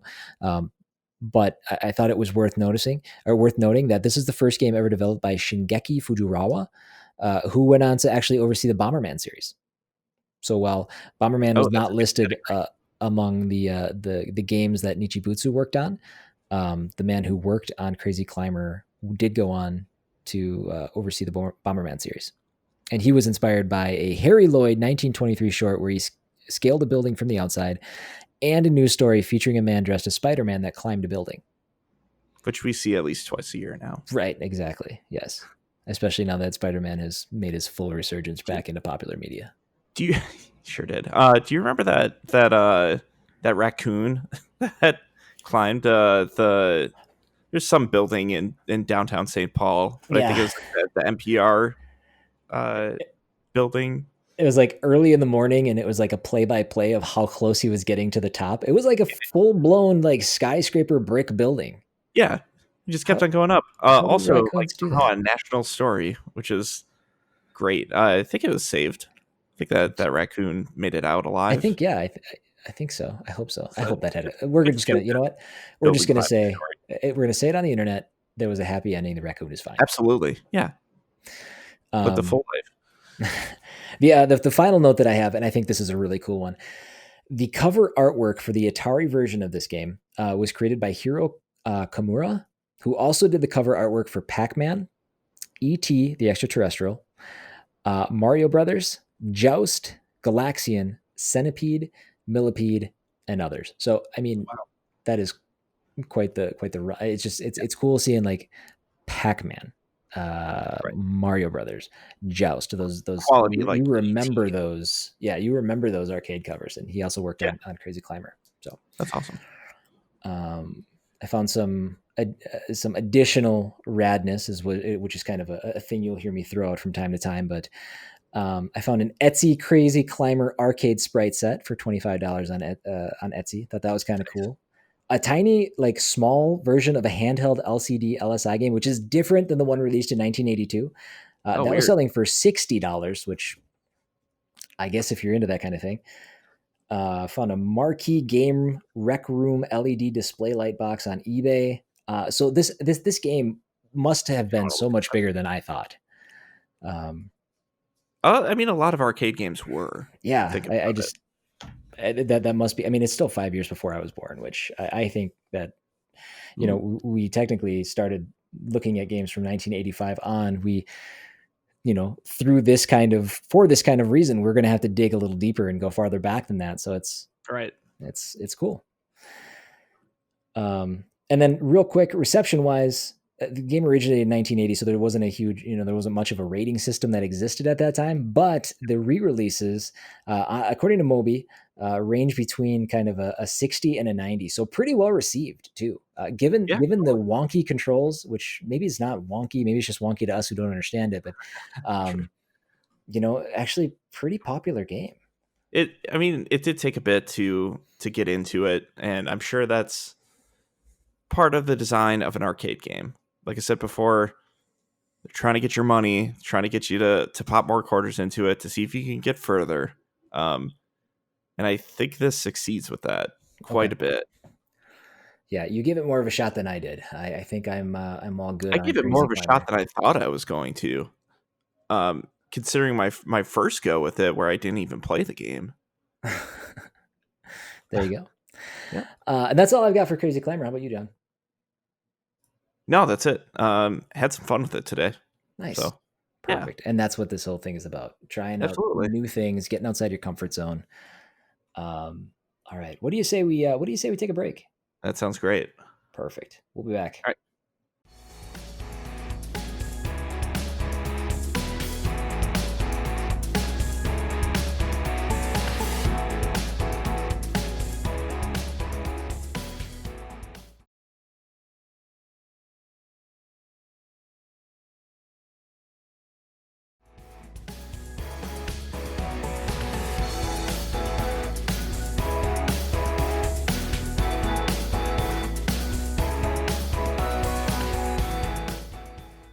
right, and we're back.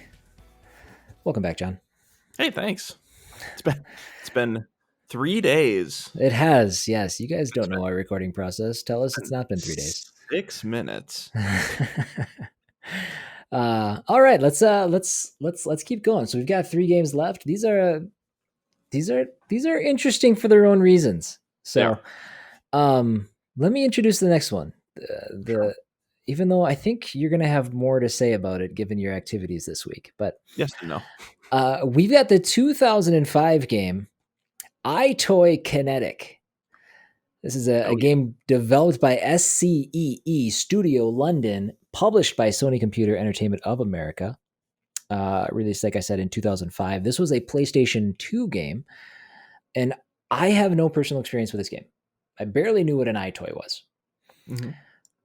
John, what's your experience with this game? Yeah, I had the original Eyetoy on PS2. I think was the other game just like called Eyetoy, like the actual little mini game collection that they had. That I don't know. I mean, well, I know they had a bunch of Eyetoy games. Like, are I you think it was talking about called the? like Eyetoy Play. Okay, Yeah, that was the original one. They came out with subsequent games for the Eyetoy, like Kinetic, which is a fitness game. hold on, hold on. Uh, This is the first time I've ever seen this, mhm. but this is a game that's classified as exergaming. I I I'm hate sorry. that so much. No, that's a terrible name. Well, Yeah, it's the first time it's I've ever heard a game classified as that, uh, but that's that's that's what I definitely a heard. 2005 term. Yeah, exergaming, folks. Oh, that's bad. So yeah, I mean, this game is about exercise. It's about using the Eyetoy camera to match what's happening on the screen as a personal trainer runs you through things like stretching or like lunges, different body weight exercises. But they also have different mini games that have you using your body to hit certain spots on the screen. You'll see yourself through the camera on the TV, so you can move your arms and legs to hit different places on the screen for points or for just matching different poses. Yeah, The let me read the UK ad blurb for what this game Sure. is. The iToy revolution continues with iToy Kinetic, a unique fitness experience featuring Matt and Anna as your virtual personal trainers, on hand to guide and motivate you through a personalized 12-week training program and help you reach your fitness goals. Developed in association with Nike Motion Works, the Specialist Sports Research Lab, iToy Kinetic incorporates a device set of exercise disciplines from martial arts to aerobics and dance. Bespoke yoga and Tai Chi sequences also feature, providing a complete fitness experience. Yeah, that sounds accurate. Yeah. Yeah. Nike Um, Motion Works. yeah, so they did partner with Nike for this, which is obviously Nike since then has worked with like Apple, working on their on like Apple Watch integration or their Mhm. own motion sensor stuff for exercising. So it's kind of neat to see that that kind of partnership for a product like this. I don't know. I don't know if it's a great product though. Um, One thing that I found out when I did go out and actually buy this game this week and got my PS2 all set up to play it. Um, that was an adventure. Found my PS2, didn't have a controller, didn't have a memory card, didn't have a power cable, so I had to buy all of those things as well as an Eyetoy and Eyetoy Kinetic. So I got all that up and running. There is one more thing that you need for Eyetoy Kinetic, and that's actually uh, there's an additional lens to put on the Eyetoy. Uh, what do they call it It's again? called a full vision lens. Full vision lens. So it's a wide angle lens to put onto the Eyetoy. Uh, Out of the box, the Eyetoy is a super. zoomed in webcam. Um, so it's usually used for tracking like the top of your body, whereas with this game, it does want to do more with your legs as well. So that's why they added that extra lens to it. My copy of the game did not have that lens, and also the Eyetoy that I purchased did not have that lens. So I was not able to actually play Eyetoy Kinetic. I could start it up. I can kind of get through the menus, but anytime I try to do any of like the stretching modes, the camera would freak out because it thought I was way too close, and then it would just cancel it and go back to the menu. And that's so that's one thing that, yes, it's 2020. This game came out in 2005. Sometimes these peripheral games are difficult for having access to these things, but that wide angle lens, or full vision lens, sorry, that was never something that you could buy separate. So if you lost that lens and you own this game, you'd have to buy the game over again. That Yeah. was your only way to get a replacement one, unless you found one. Well, 2005, I guess eBay was a thing back then, right? So, and mine came with the foam insert for the lens. It just like hangs out in the memory card slot in the PS2 case. Um, but the lens wasn't there. I tried contacting some other people to see if I could find a lens. They didn't know if theirs had it. I didn't really want to get into like, oh, you should try to pull the lens off the Eyetoy to see if there's actually two there. Um, it just seemed like too much trouble for what's basically a just a way to get you to exercise a little bit more. Like this game isn't too in depth. They do have ways to plan out your workouts and tailor it to the person who's playing it, but I don't think you're going to be doing this thing long term. Yeah, it did have that 12-week training program. I thought it was kind of unique that if you actually missed a week, if it recognized that you hadn't played in a week, uh, the next time you booted up the game, it would invite you to start the program over again because you had missed too much time. Yeah, that's actually pretty good. I would actually probably start it over. I'm like, yeah, Yeah, I screwed up. it's a leg day again. Sure, why You're right, not? Eyetoy Start Kinetic. there. I really dropped the ball on this one. You're right. I did play too much God of War. I'm sorry. Man. I'm So trying to think of anything else that's kind of interesting about this game, but it's really it's just a lot of having your hands placed inside like virtual rings to get into the right spots. Um, the only other stuff that I really found for this game that I thought was interesting was an interview with the guy who helped create the Eyetoy itself. interesting. And What his what name what is did he have to say? Dr. Richard Marks. Is that And he MARX? no, it's Marks. So when I first when I first did a Google search for Richard Marks, it did bring up Marx. Like no, Ron Mr. Marks. Eyetoy, Dr. Richard Marks, please. And he was a guy who worked on I think like undersea cameras and brought his know-how with cameras over to PlayStation with creating the Eyetoy. The interview I actually watched was for the PlayStation Eye, which is the PS3 version of this peripheral. When they were bringing out their Move system, their more enhanced motion control system, and the things that they learned from the Eyetoy was it was great at tracking hands and your head, but people didn't find that to be too fun, and actually like confirming or canceling things out with the camera. You had to like hold your arm up in a certain space, and people's arms got really tired, and they found out that they liked people, or that people like to have some sort of a prop that they were holding that the camera could focus in on more and be more accurate with, like holding up like a stick with like a red ball on it.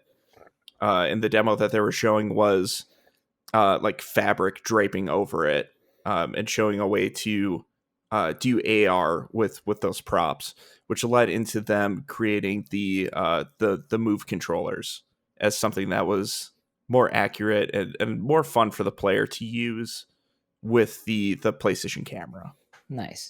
in subsequent games for that. But that was really the only fun facts that I found out about the Eyetoy when researching this.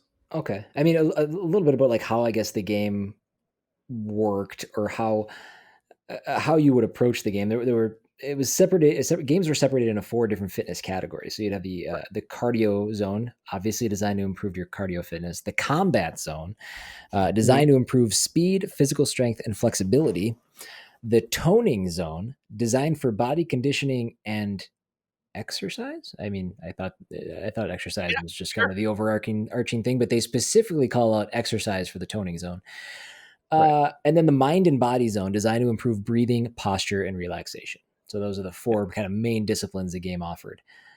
Um, but yeah, I mean, gameplay wise, that's about all I had. I have a little bit about the studio and the development stuff. If you want to move on to Oh, that. I guess just quickly game related stuff. When you go to start an exercise routine, they have you choose like what level you want to be in, and there's like a city street, there's a dojo, there's like a calming like Zen garden. And then they let you choose the music. There were like two different songs that I found that you could have playing while you were doing these exercises. So did you say two different songs? I Each time I went into one of them, it only gave me two options. I don't know if they were the same two every time. Oh, okay.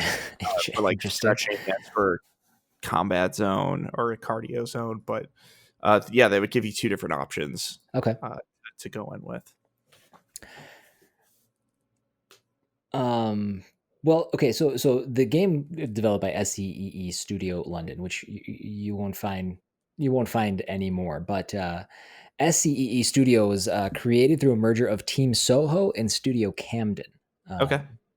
The their first game that they released in 2002 was called World Tour Soccer 2003 for the PlayStation 2. So still sport focused. Yeah. But this studio went on to release a ton of Eyetoy games and SingStar It's a games. bunch. Yeah. So SingStar was the other big franchise that, not the big Six franchise, Star was but huge, huge yes, in Europe. And it eventually got bigger here, but I don't think it ever hit the same level as it did over in Europe. yeah. As they went, I mean, as time moves forward, um, they actually worked on. They switched their focus over to. Maybe this is a logical step given their pedigree with Eyetoy and things like that. But they went on to work on VR stuff. And they actually released PlayStation VR Worlds in 2016. And then they released Blood and Truth in 2019. Now, I've never played either of those games, but if I'm not mistaken, Blood and Truth got some pretty good reviews for a VR game. Was that a first person shooter of some sort? I think Yes. so. Kind of an actiony. It reminded like I think the gimmick was kind of like a just like an action flick, Right. kind of Yeah. kind I'm of that looking at kind of screenshots of it now, and it's all like this dude shooting out of, just hanging out of a passenger, yeah, the passenger side of a car, shooting at a dude who's riding a motorcycle that's jumping through the air, and there's a vehicle exploding out in the distance. So perfect. uh, this game looks rad. If I want to experience I something like want that, I want to experience it in VR. Yep. But yeah, I know Blood and Truth. I think that's just one of the more common or more mainstream games of today that have released, and I think it got pretty well. It got a pretty good reception. So Yeah. it is now the studio itself is, like I said, no longer known as SCE Studio London. It is now known as PlayStation London Studio, part of, I believe, Sony Worldwide Studios.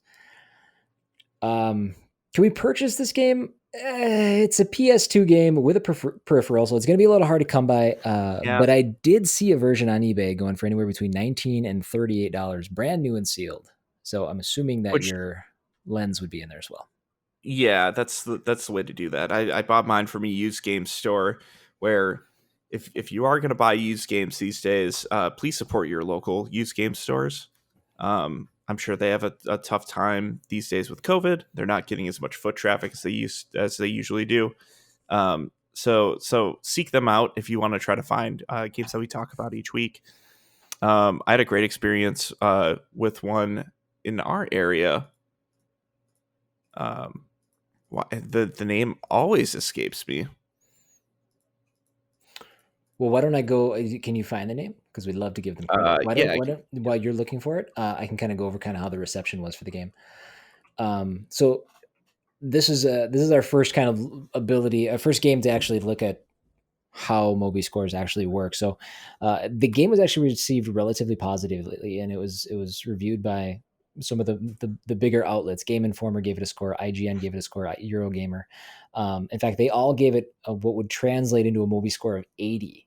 So for a game like this, um, with the lens included and right. playable, it seemed like it was a lot of fun. GameSpot gave it what ended up being a 75, and scores from other outlets kind of range between a 90 and a 50. So again, pretty well received Right. overall.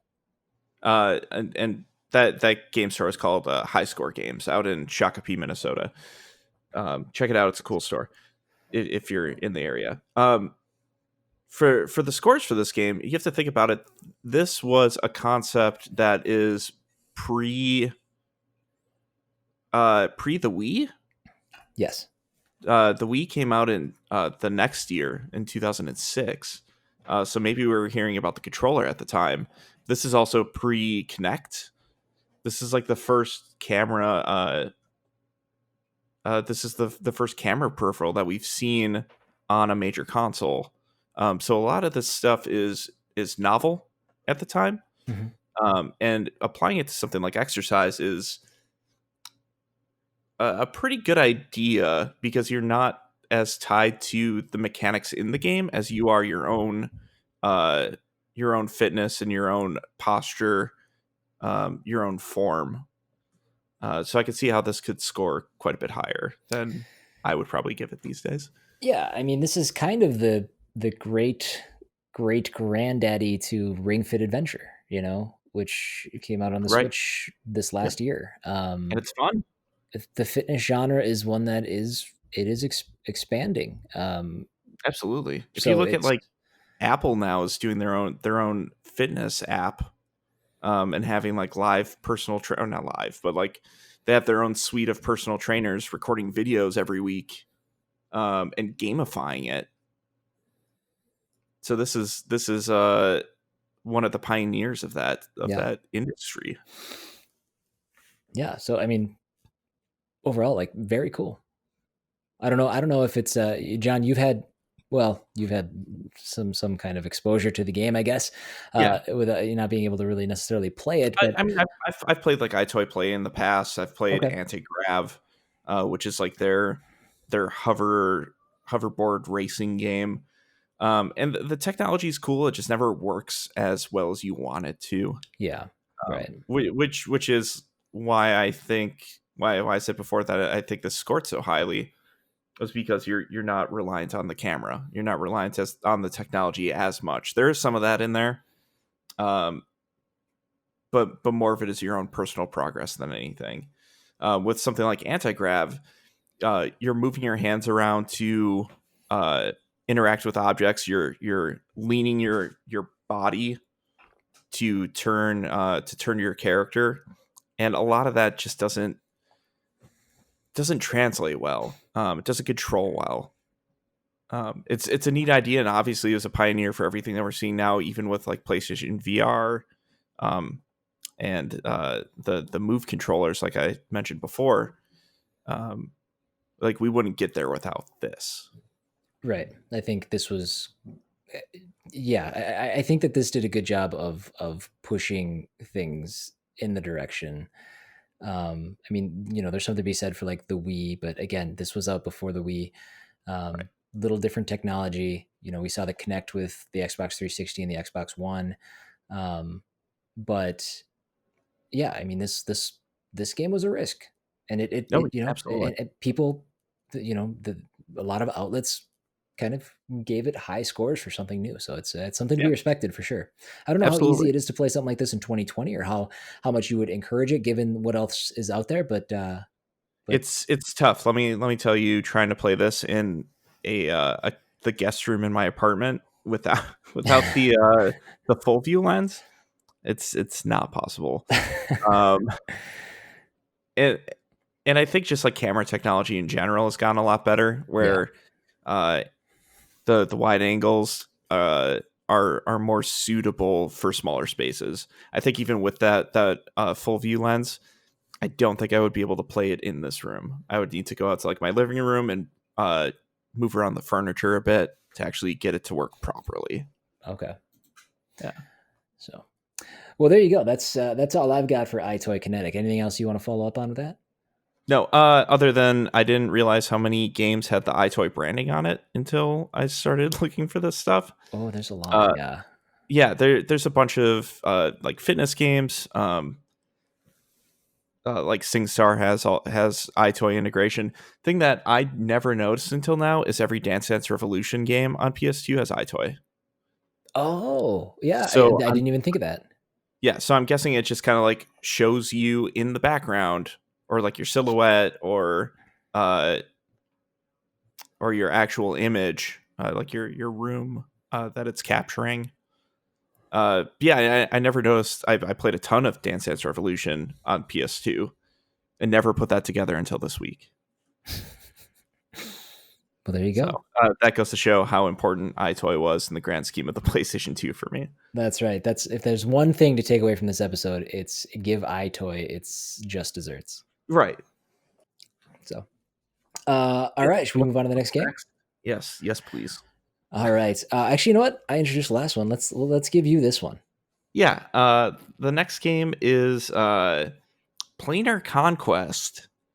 It's also known as Worlds of Magic Planar Conquest. We were originally assigned the Xbox One version. It did come out on PlayStation 4, on Mac, on Windows, on Linux, on mobile, and on Nintendo Switch. Originally, it came out in 2017. It's the sequel to a game called Worlds of Magic.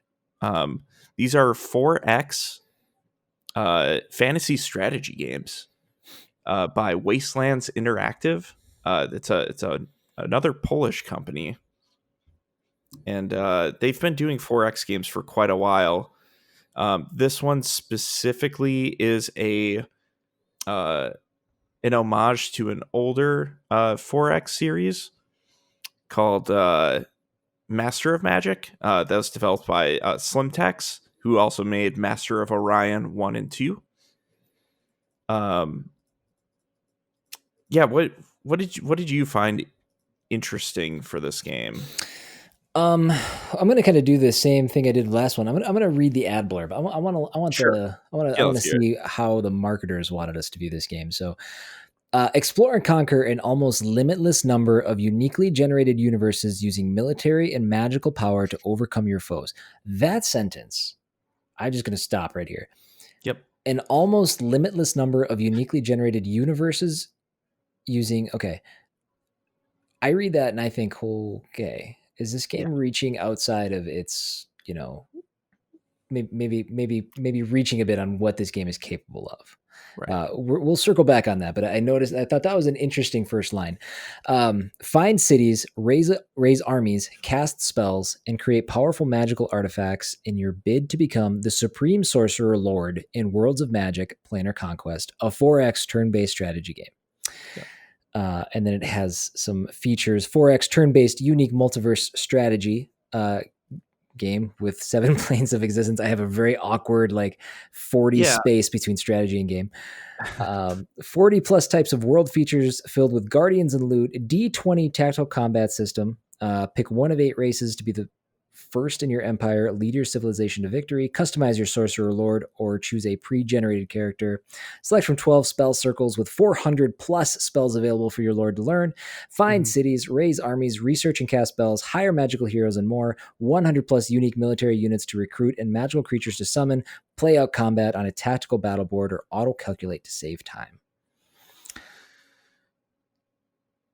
You've played this game, right? I played a tiny bit of it. So this did the 4X thing, that I loaded up and I get into a game and there's just so much information that you need to know and it doesn't tell you anything. Can we before we dig too deep into that?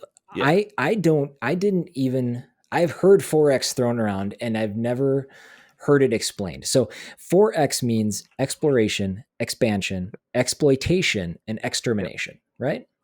Right. Give So me an example of a well-known game that would utilize that. like Civilization, I guess, would Okay. be one. So it's like building. Is Civilization part of that? Otherwise, Galactic Civilizations is one. The Total War series Okay. potentially might be part of that, but it's building. Yeah, it definitely is. Civilization's definitely one. So yeah, we So covered it's earlier like RTS is not my wheelhouse. So it seemed like out of right. nowhere, one day 4X started being thrown around and I was never able to connect the dots. So that's good to know. Yeah, so it's about like building up your forces, exploring the land that's around you, and then uh, getting into conflicts with other nations or other entities that you find, and like eventually just dominating everything in a certain way, whether it's like a political victory, a military victory. Like there is usually a win condition of some sort. Okay, so yeah, I again, I never knew much about the 4X genre, so to Yeah, speak. It seemed like one day people just started talking about it on podcasts, and I was just kind of right. left scratching my head. So, Yeah, but it's like it's not real time. It's like a turn based strategy thing, but on a grand scale. Like okay, you're looking at a worldly scale or a galactic scale. Big armies, big objectives. You usually have let's say like a tech tree that's goes from like in Civilization, it's you're learning how to create fire all the way to like learning how to create a nuclear weapon. Like you were spanning that course of civilization. would the series Tropico be a 4X game? I don't know if Is that's that something 4X different? or if it's or if that's more like a Sim City sort of thing because that Okay, is more real time, okay. correct? I haven't Uh, played Tropico. I've dabbled. The Tropico is probably the closest I've come to what this sounds like, but it may be wrong Right. entirely. So good to know. I mean it sounds pretty close though. Okay. Um but yeah, so this game in particular was actually originally designed as a mobile game and was built out to be a console and PC game at the same time. But the original concept was to take the everything you could take in a 4X game and bring it to like an iPad. Uh Interesting. yeah, so I was reading a blog from Leszek Lazowski, who's the CEO of the company, and he was talking about the the ideas that went into implementing this to mobile and then bringing it to PC and console, um, which was they didn't want to compromise anything bringing it to mobile. They wanted the full experience. So the UI is a lot.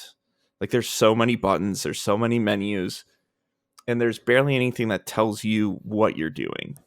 So when I first booted it up on PC, I got into like it has you choose like, oh, what elemental plane do you want this to be? How many of those do you want it to be? What kind of like land shape do you want it to be? Do you want it to be a single continent? Do you want it to be islands? Do you want it to be multiple continents? There's a ton of stuff that you have to choose going into the game, creating your um like your avatar that has spells and stats, and they don't really tell you what any of that does from the outset. It's kind of a mess, So you're just to kind be of honest. throwing things at a wall and I kind of I I seeing what got just in. There's like a question mark button that can help you out, but it doesn't really tell you too much. In this dude's in the CEO's blog, he mentions someone. It was like a review for the game, but it was saying like like it's everything the 4X genre has, but on mobile. Like they're talking about the mobile version specifically, but also like if you need to look stuff up for this, do it because it's worth it. But it doesn't give anything up front, so So not the most accessible entry in the no, 4X genre. not at all into a genre that I find extremely inaccessible to begin with. As do I. Yeah, it's for me, like I'll get into a game and my eyes kind of glaze over. There's just so much to do. I have like decision paralysis. Um, Oof. I would yeah, not do well in this game then. no. Um, But so I so I guess what kind of, there's got to be something that sets it apart. Is it that first line where it's, almost limitless number of uniquely generated universe? Do you think that's what's kind of like the ability to, is it like replayability kind of a thing? But that's usually pretty strong in these kind of games, right? you're right, and that's the whole thing. Like you want to be able to get a different victory each time that you play it, or you want to be able to try different paths each time that you play it. I think that having those different like planes of existence is cool. Like that you can customize your main character. That I didn't really see much of when I actually got to like the map. Um, but there's a ton of different spells that you can put points into, or like stats that you can put points into. I just don't know what it does. Um, Perfect. and honestly, I didn't really feel the compulsion to like look further. I Okay. did watch some videos of this. It seems all right. Like you have like a castle on like a grid, with like a bunch of fog of war around your first civilization, and you have like dudes that go out and explore and pick up items, or like find enemies, and it'll go to a different like battle screen for fighting those dudes. It has uh its own like tactical combat system that's Okay. separate from the regular game board. Um, Interesting. yeah, this is one of those games that I don't think that we can't really get too deep on the minutia of it. Yeah. I mean, yeah. I mean, There's so the much. game. The second I started looking at it, I was like, well, this is well outside my wheelhouse. So, like, Right. that's where we kind of like take a look at like a reception for this. Now, this game does not have an amazing reception. Metacritic, and I haven't. This is the first time referencing Metacritic, but Metacritic has it sitting at a 53 with 8 critic reviews, ranging from a 70 to a 40. Okay. And the user review score is a little higher at 6.4. So users tend to enjoy it a little bit more than the critics gave it credit for. But again, I can't speak too much to it. It's not the type of game that I would typically play. But what do we know about Sure. Wasteland Interactive? Yeah, they've been around for over 10 years. A lot of the games that they've made are 4X games, and most of them have been like World War II inspired, or like early 20th century war games. Okay, Um, I did find a that's list of about their it. I did find a list of their releases. Was there anything that stood out to you? There's a bunch of games. Again, not my genre, so I don't feel even qualified saying anything. But Yeah, it's same. not something that none of the games really rung a bell with me. Nothing that I even Same. recognized. I haven't really heard of any of them before. Okay. Now they do have 2 releases as recently as 2019, so they are still around. They're still pushing stuff out. Obviously, this game's not that old. This game, actually 2019, would that have been when the Switch version of this released? I believe so. I So believe that's when the Switch version came that out. would have been one of them. Yep. Okay. Um, yeah, and there weren't any individual credits available on Moby, so I wasn't able to really dig in there. No, so they do have credits in the game, and that's where I picked out Leszek Lazowski Also, from there. top Just, five name of all time, it's a good Lazek name. Lazowski. It's great. I'm sure I'm pronouncing it wrong somehow. But that's the Polish pronunciation names I are want. yeah. um, yeah. It doesn't seem like a ton of people worked on this.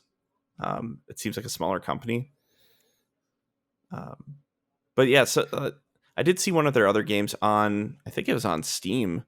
But it's some car racing game where like you're Go building on. a track as the car's moving, and there's like different plateaus. There's like gaps between plateaus that you're building the roads Interesting. to like keep your car going. Okay. Yeah, and that seems neat. It seems at least like a different genre for them to branch out to. Yeah, given their 4X seeing that they've pedigree. only been doing 4X since like 2009. Yeah. That game's called Hardway Party. Hardway Party. Hardway Party. I'm digging that name. That might be worth a glance. Yep. If you guys, again, maybe we're not the supreme authority on Planar Conquest, but if this does interest you in the least, you want to check it out. Right now, it's currently available on Xbox One and PS4 for $28.99. Available on Steam for $19.99. So I'm not sure why that price difference exists. I'm assuming on mobile. I think I saw mobile for $4.99. I saw mobile on at least on iOS for $9.99. Okay, maybe it was $9.99. And the Switch version is $16.99. So the pricing is all over the table. That's the same game, right? You mentioned it was originally designed to be mobile, but right. And like reading Lesik's blog, he mentions like, oh, it's like we had to do some UI changes, but the UI is almost the same. So I don't know what's actually changed between like the console and the mobile versions, but like playing the PC version, it looks like a mobile game blown up to a monitor size. Okay. So okay. Yeah. All right. Well, I don't have much else on Planar Conquest. I didn't have much to begin with. I don't either. Yeah. If you guys have something that you would, if you've played Planar Conquest or you can speak to some of the more intricacies of the game, by all means, let us know. Write in. Absolutely. Contact us. Let us know more about it. It's one that we are probably woefully underprepared to talk about. Yep. But that'll happen. Turns out there's a whole bunch of games out there that we're not going to be qualified to talk about at all. That's the fun part about this podcast, though. There have been a handful of games this week that I haven't played before or I haven't played in years, and we're experiencing them. We're getting into them. We're learning about them. We're expanding our knowledge. It's great. That's right. Should we slide into our final game of the day? Last one, best one. Save the best for last. Well, after we're done with this fifth one, we may go ahead and rank the 5 games based on our research. So, all right, I'm not gonna give that information out yet. Don't promise it. That's right. But I'm gonna promise it. All right, our final game is it's a licensed game. We've got Disney's Lilo and Stitch: Trouble in Paradise. Mm-hmm. It is developed by Blitz Games Ltd., published by Disney Interactive Studios. It is a platformer released in now we have the PS Vita version of this show or of this game. So that released in 2012. The original released on PlayStation in 2002. Now these are identical versions. It's just one is on the PlayStation Store. It also did release on PlayStation 3 and PC. PlayStation 3 would have been PlayStation Store. PC, is that the original PlayStation version? Yes. So okay. The PlayStation and PC version came out at the same time in 2002. Oh, interesting. Okay. Yeah. I'd say the main difference between the two was for some reason, the PC version was published by Disney Interactive, who you'd think would be the publisher. On PlayStation, it was actually Sony. Sony published this. Really? Yeah. Interesting. I must have had in the US and in Europe. Well. Mm-hmm. But the subsequent re-releases on like PlayStation 3 and Vita in Europe were actually Disney Interactive. Okay. Which is odd. Interesting. Anyways. So, John, prior to this, had you ever played this game? Do you know anything about it? No. Nope. I'm sure I've heard of it at some point. I'm sure I've seen it in the PlayStation Store as I'm scrolling through looking for PSP or Vita games. Never played it. Never really thought about it. Yeah, I love Disney movies. I do. Yeah, I have my entire life, but I've never seen Lilo and Stitch. But I was going to ask you questions about it. Well, and that's so. Here's a little anecdote. while I was getting ready to start researching this, I knew the list of games, but I wasn't really thinking about it at the time because I was a couple games ahead of this one, still working on maybe like Crazy Climber or something. So the rest of the list really didn't matter to me. And this was just last week. I had been researching for a little bit, and I went upstairs, and as soon as I got upstairs, I saw Lilo and Stitch on TV. Oh, My wife hey. doesn't. Yeah, my wife didn't know my list or anything like that. It just Jack wanted to watch Lilo and Stitch on Disney Plus. So that was my first time. I mean, I knew the characters. I was not Yeah, completely blind to the concept of Lilo and Stitch, but that was the right. first part of the movie I'd ever seen. So, um, yeah, it was literally So, 20 to 30 minutes before diving in and doing my research on this project. so you only watched like 20, 30 minutes of it. Oh no, I didn't even see that much. Oh, okay, I gotcha. got up Never like, mind. yep, I went up, hung out for like 10 minutes and then came back down. So I have seen this movie multiple times. It's been maybe like 15 years since I've watched it, though. Oh, okay. I remember liking it. I remember it being good, but there's some things about this game that I don't think match up with the movie very well. Uh, Like what? from from my memory, well, uh, I guess we'll get into it. To start out, this game is a platformer. Um, it's actually very similar to like Crash Bandicoot. Same Which was same level surprising structure. to me. Yeah, same here. Other than like Crash has like island themes to it, and this taking place in Hawaii. I guess that's the connecting factor there. I guess. So you play as both Lilo and Stitch in different levels. Stitch plays a lot like Crash actually.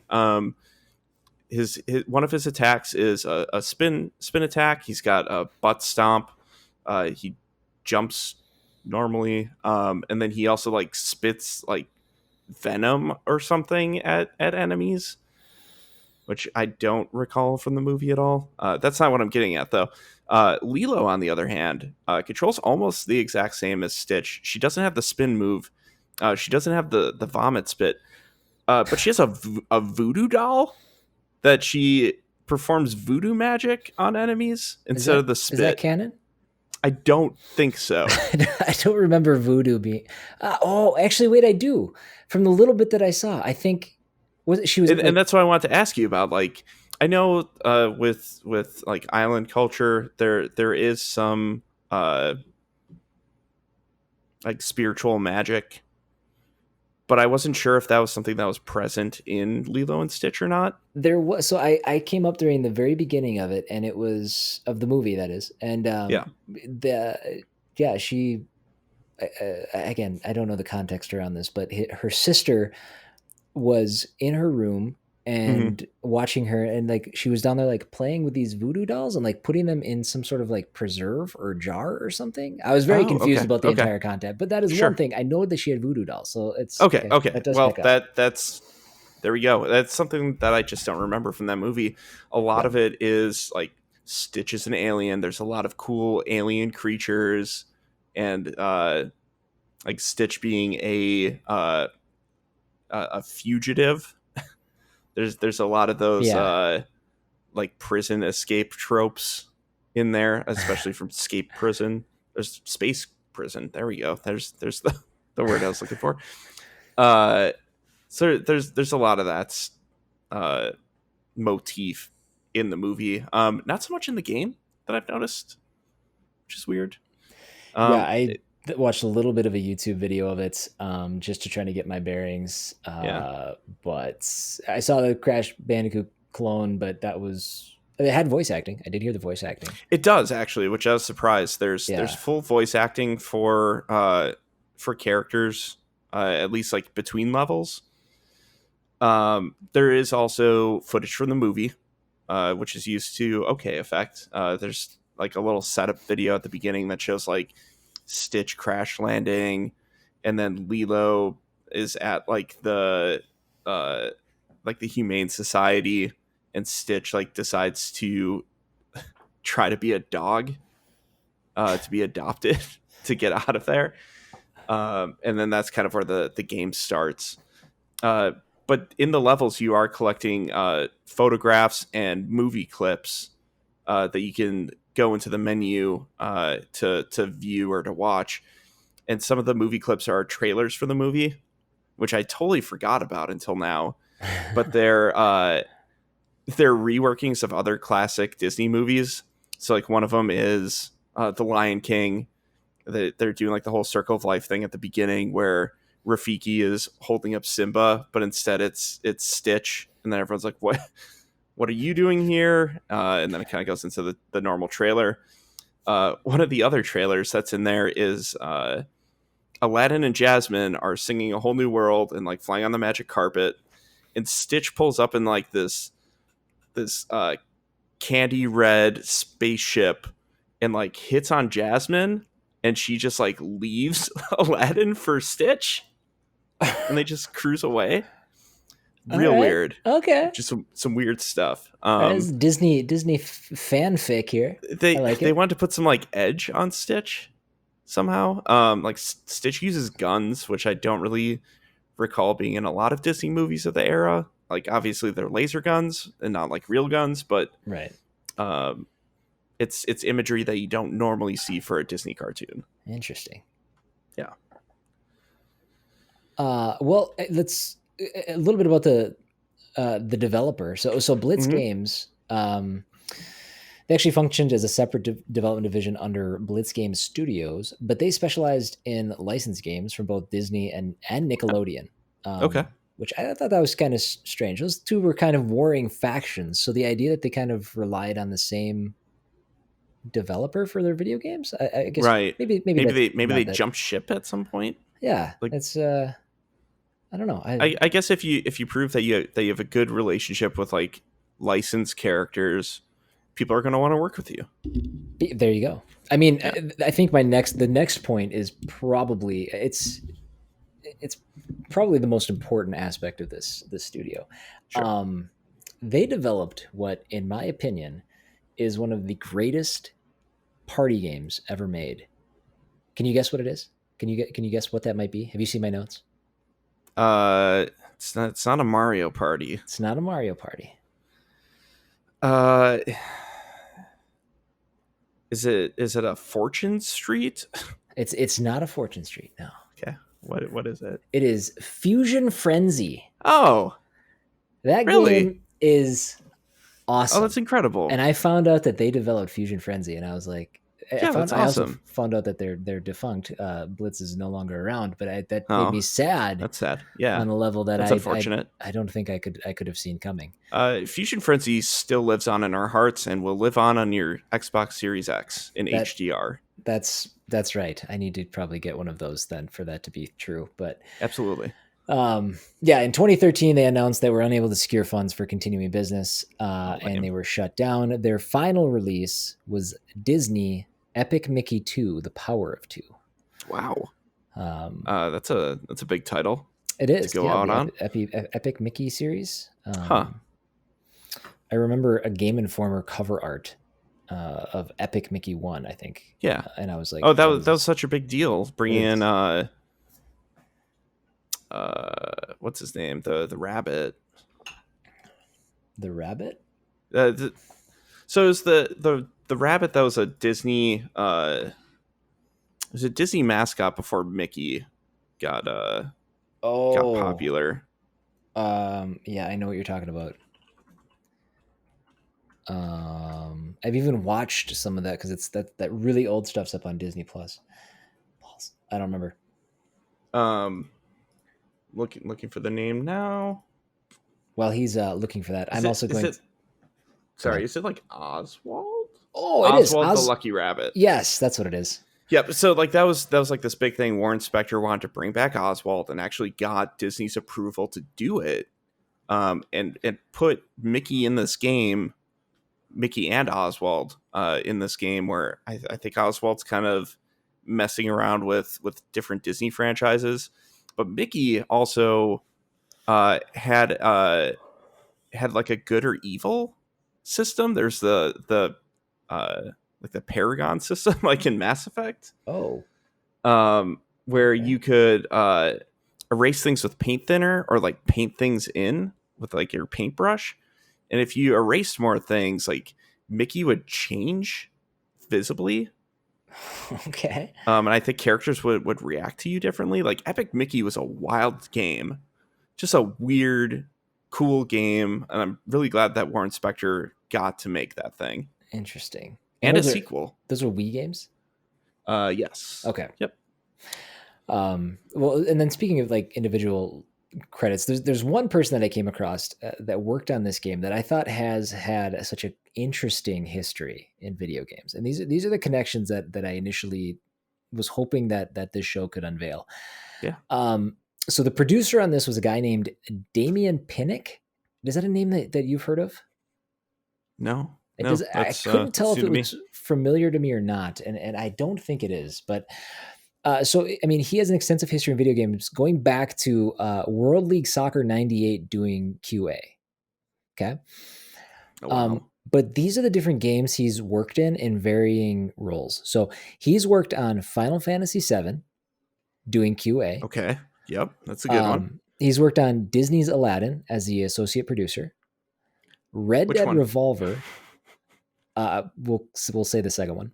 Okay, great. I don't know. No, I meant the Aladdin one? Yeah. Okay. The second Aladdin? No, the Sega one. Oh, Sega one. Sega no, one. No, the bad one? Isn't the Sega one the good one? Not the Genesis ones were the good ones. No, the Super Nintendo Aladdin's the good one. Are you sure? No. This is going to be the rift that tears us apart well, already. Hold on. I'm not ready to die on this hill. I don't honestly remember. You might be. No, right. it's the boneless versus bone-in chicken of video games. Do you like the Super Nintendo Aladdin, or do you like the Sega Genesis? Where are you lining up on boneless versus bone-in first? I prefer boneless. I just don't like dealing with the bones. Okay, cool. I understand the chicken tender, the chicken nugget argument. I get the bone gives you more flavor sort of thing. I don't care. I just want chicken with sauce on it. I'm not about getting messy. Sorry. Boneless all day. Yeah, absolutely. Well, I'm glad we land on that side together. Yeah, we'll just say that he did the one that was the better one. If you want to send us what you think is the best Aladdin game, please email us at pgshowinbox@gmail.com or tweet at us at pg_show or sign up for our Patreon and drop it in the mentions there. There you go. That's not the last time you'll hear that, by the way. No, that'll be coming again in like 5 to 10 minutes. True that. He also worked on Red Dead Revolver as an assistant producer. Okay. He worked on the Motorstorm series, both Apocalypse and Arctic Edge, as the producer. Beyond Two Souls as the senior producer. So you kind of see his steps upward. His rise, yep. Until Dawn as a managing producer. And Detroit Become Human as an executive producer. So he's stuck with Sony, correct? Like this is all Sony related positions. Yes. Okay, cool. Yes. So touching a lot of franchises there. Yeah, right. And it's just cool seeing Final Fantasy VII is QA. Well, World League Soccer is QA, and then Final Fantasy VII, which it's weird that World League Soccer 90. Well, I guess 97 was when that game would have released because they always release a year. The game's year a year after, so that probably checks out. But yeah, it's cool watching him walk through, those roles and continuing to get more and more responsibility until he released, executive produced Detroit Become Human, which is just out a couple years ago. So yeah. But I thought that's awesome. I love the idea of being able to feature at least one developer per show, or not even developer. Maybe it's somebody whose name is familiar or whatever. I thought in this instance Damien Pinnock was a good one. So yeah, absolutely. Now John, you did some extra legwork to try to find this next answer, but can we still buy this game if we want? You Disney's can. Lilo and Stitch, Actually. Trouble in Paradise. How do we get it? Yeah, it's actually available on the PlayStation Store, on Vita, on PlayStation 3, on PlayStation TV, which is just a set-top box Vita. But you can no longer get it through the PlayStation app or online through the PlayStation Store. Sony, as of like last week, has pared that down to just PS4 and PS5 game purchases. So unfortunately, you do have to go into your console of choice. It's a PlayStation Classic, so it's a It's a PlayStation 1 game running emulated on PS3, I guess PSP as well. I forgot to mention that before. But PS3, PSP, PS Vita, you can download on there for $6. Perfect. Not And bad. then, sorry, continue. I was gonna say it's okay. I would probably play a Crash Bandicoot game over this. There you go. And that's all I really have about Lilo and Stitch. Yeah, me too. A good time capsule. Totally. It's interesting looking back, and I never knew that there was a Crash Bandicoot clone, especially one that was tied to a pretty large franchise. Yeah. So. All right. Well, John, so something we're gonna try here. We're gonna see how it goes. We went through 5 games today, to whatever time you're listening to this. What if you had to put these in order of what you would play as opposed to what you would rather not play? Right. I'm not going to say good to bad because there are no bad. Oh, games. sure. Yeah. It's just order of interest, I guess, of going back to. Yeah. How would you position yours? Number 1 right now is probably Crazy Climber, which I did not expect earlier today. I thought that game was impossible to control, and I found out that I'm just dumb and figured that one out. Mm-hmm. But that's the game I'm actually probably going back to tonight. I want to see if I can get to the top of a building. That gorilla punched me off that building multiple times. Only got past him once, only to die pretty quickly after that. But I think I want to try more Crazy Climber. Okay. After that, it would be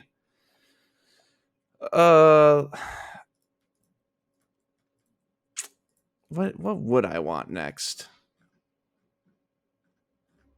I'd probably go into Gold Games 3, play some Virtua Fighter, more bang play some for your Tomb buck, Raider. Right? Yeah. And then probably Lilo and Stitch. Then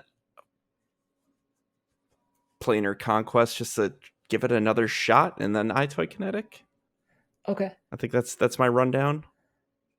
Not bad. Is it because you have the pieces, like you don't have all the pieces for Eyetoy, or just in general the interest there it's just not as high? Both. It's I think the things you can do in Eyetoy Kinetic are done better elsewhere. Okay. I mean, I could download an app on my iPad and probably get a better workout routine than what Eyetoy Kinetic would provide now. If you think about it, there's about 15 years of research and experience that have been poured into the fitness genre since then. So, okay. Yeah. How about you? We talked about this a couple of days ago. Like as how are we going to wrap up? We talked about ranking games, and I gave you a ranking. And I don't remember what it was, but I think it's different now that I've had the chance to actually talk about the games. Doing the research is one thing, but now having like an active discussion on it, I think I'm gonna open up with Gold Games 3. Okay. Sure. There's enough there to there's a lot in there, but you do need to learn German. You do need to. Oh, that's a good point. Except for Virtua Fighter, I don't think that'll need much translation. Okay. Yeah. I think Gold Games 3 just because of the quantity that's there. Yeah. Then I think I'm going to jump into boy, this is tough. I think given the quarantine and my lack of going to the gym, I could use an Eyetoy Kinetic in my life. Okay. Yeah. Yep. Something to get you going, something to get you motivated. Right. Yeah. And then I'm probably going to jump into some Lilo and Stitch. Okay. And that might be number 3. And then, boy, Crazy Climber on a keyboard. My brain still hurts trying to figure out what the hell I was doing wrong. Yeah. I couldn't imagine playing it the way that you played it. Yeah. So I think based on my very limited exposure with Crazy Climber, I feel like I could have a little bit more fun in Planar Conquest, even though I've admitted that I do not know anything about 4X games. And it sounds intimidating. But I think that I could give that a shot and have more fun with it than I would have with Crazy Climber. So our lists are very, very different. We're not the same person at all. No, not good. Right. Yeah. Good. But there you have it, folks. That is episode 1. I mean, we can't wrap up quite yet. We do want you guys to reach out to us. If you have any comments, if you have anything you'd like to ask us, just anything in general, that email is pgshowinbox@gmail.com. Again, pgshowinbox@gmail.com. Follow us on Twitter, PG_show. Ask us questions there. Again, PG_show. That's kind of the best ways to reach out right now. We do have a Discord. Jump into the Discord. If you, we also do have a Patreon, and that is Procedurally Generated. You can find that at patreon.com/procedurally generated. The Discord will be shared in the episode description below. Those are all great ways to get a hold of us, ask us questions, engage in kind of what we talked about. You guys offer us up some opinions on these 5 games. Do you have any experience with them? Is there anything that you wish you knew more about? We're happy. Is there anything we got wrong? Like, is there anything you want to dispute what we talked about? Yeah. Please let us know. Absolutely. Mostly politely. We'll take a little spice on your comments, but let's build a cool community where we can engage in some nice discussions. That's right. And one last thing before we let you go. Well, 2 last things. The first thing, we got to thank our patrons, the ones that made the jump from my Twitch channel to the podcast. This will be my last time mentioning even my Twitch channel. We'll see. In conjunction with a Patreon. We'll see. Yeah, maybe. We've got our 2 bronze supporters, John Carson Games. Name sounds familiar still. I don't know. I really need to revoke that $3. And Aussie Gamer. I think I get the most access. And then Aussie Gamer 17.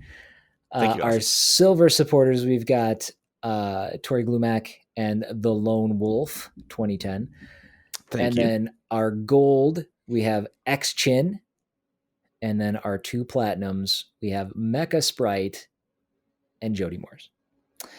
Thank you guys for the support. And not just the support now, the support prior to this. You guys are the ones who've kind of helped me feel like, we can grow something here. So, and all these people were cool with us transitioning this into the podcast Patreon. These are all people who stuck with. No one dropped. So that's a good sign for us, I think. Yeah, it is. It really is. A supportive community is one of the most important things we want to build here. That a supportive, engaging, friendly, be good to one another, especially during these times. And I think we have the makings of something pretty special here as it relates to that.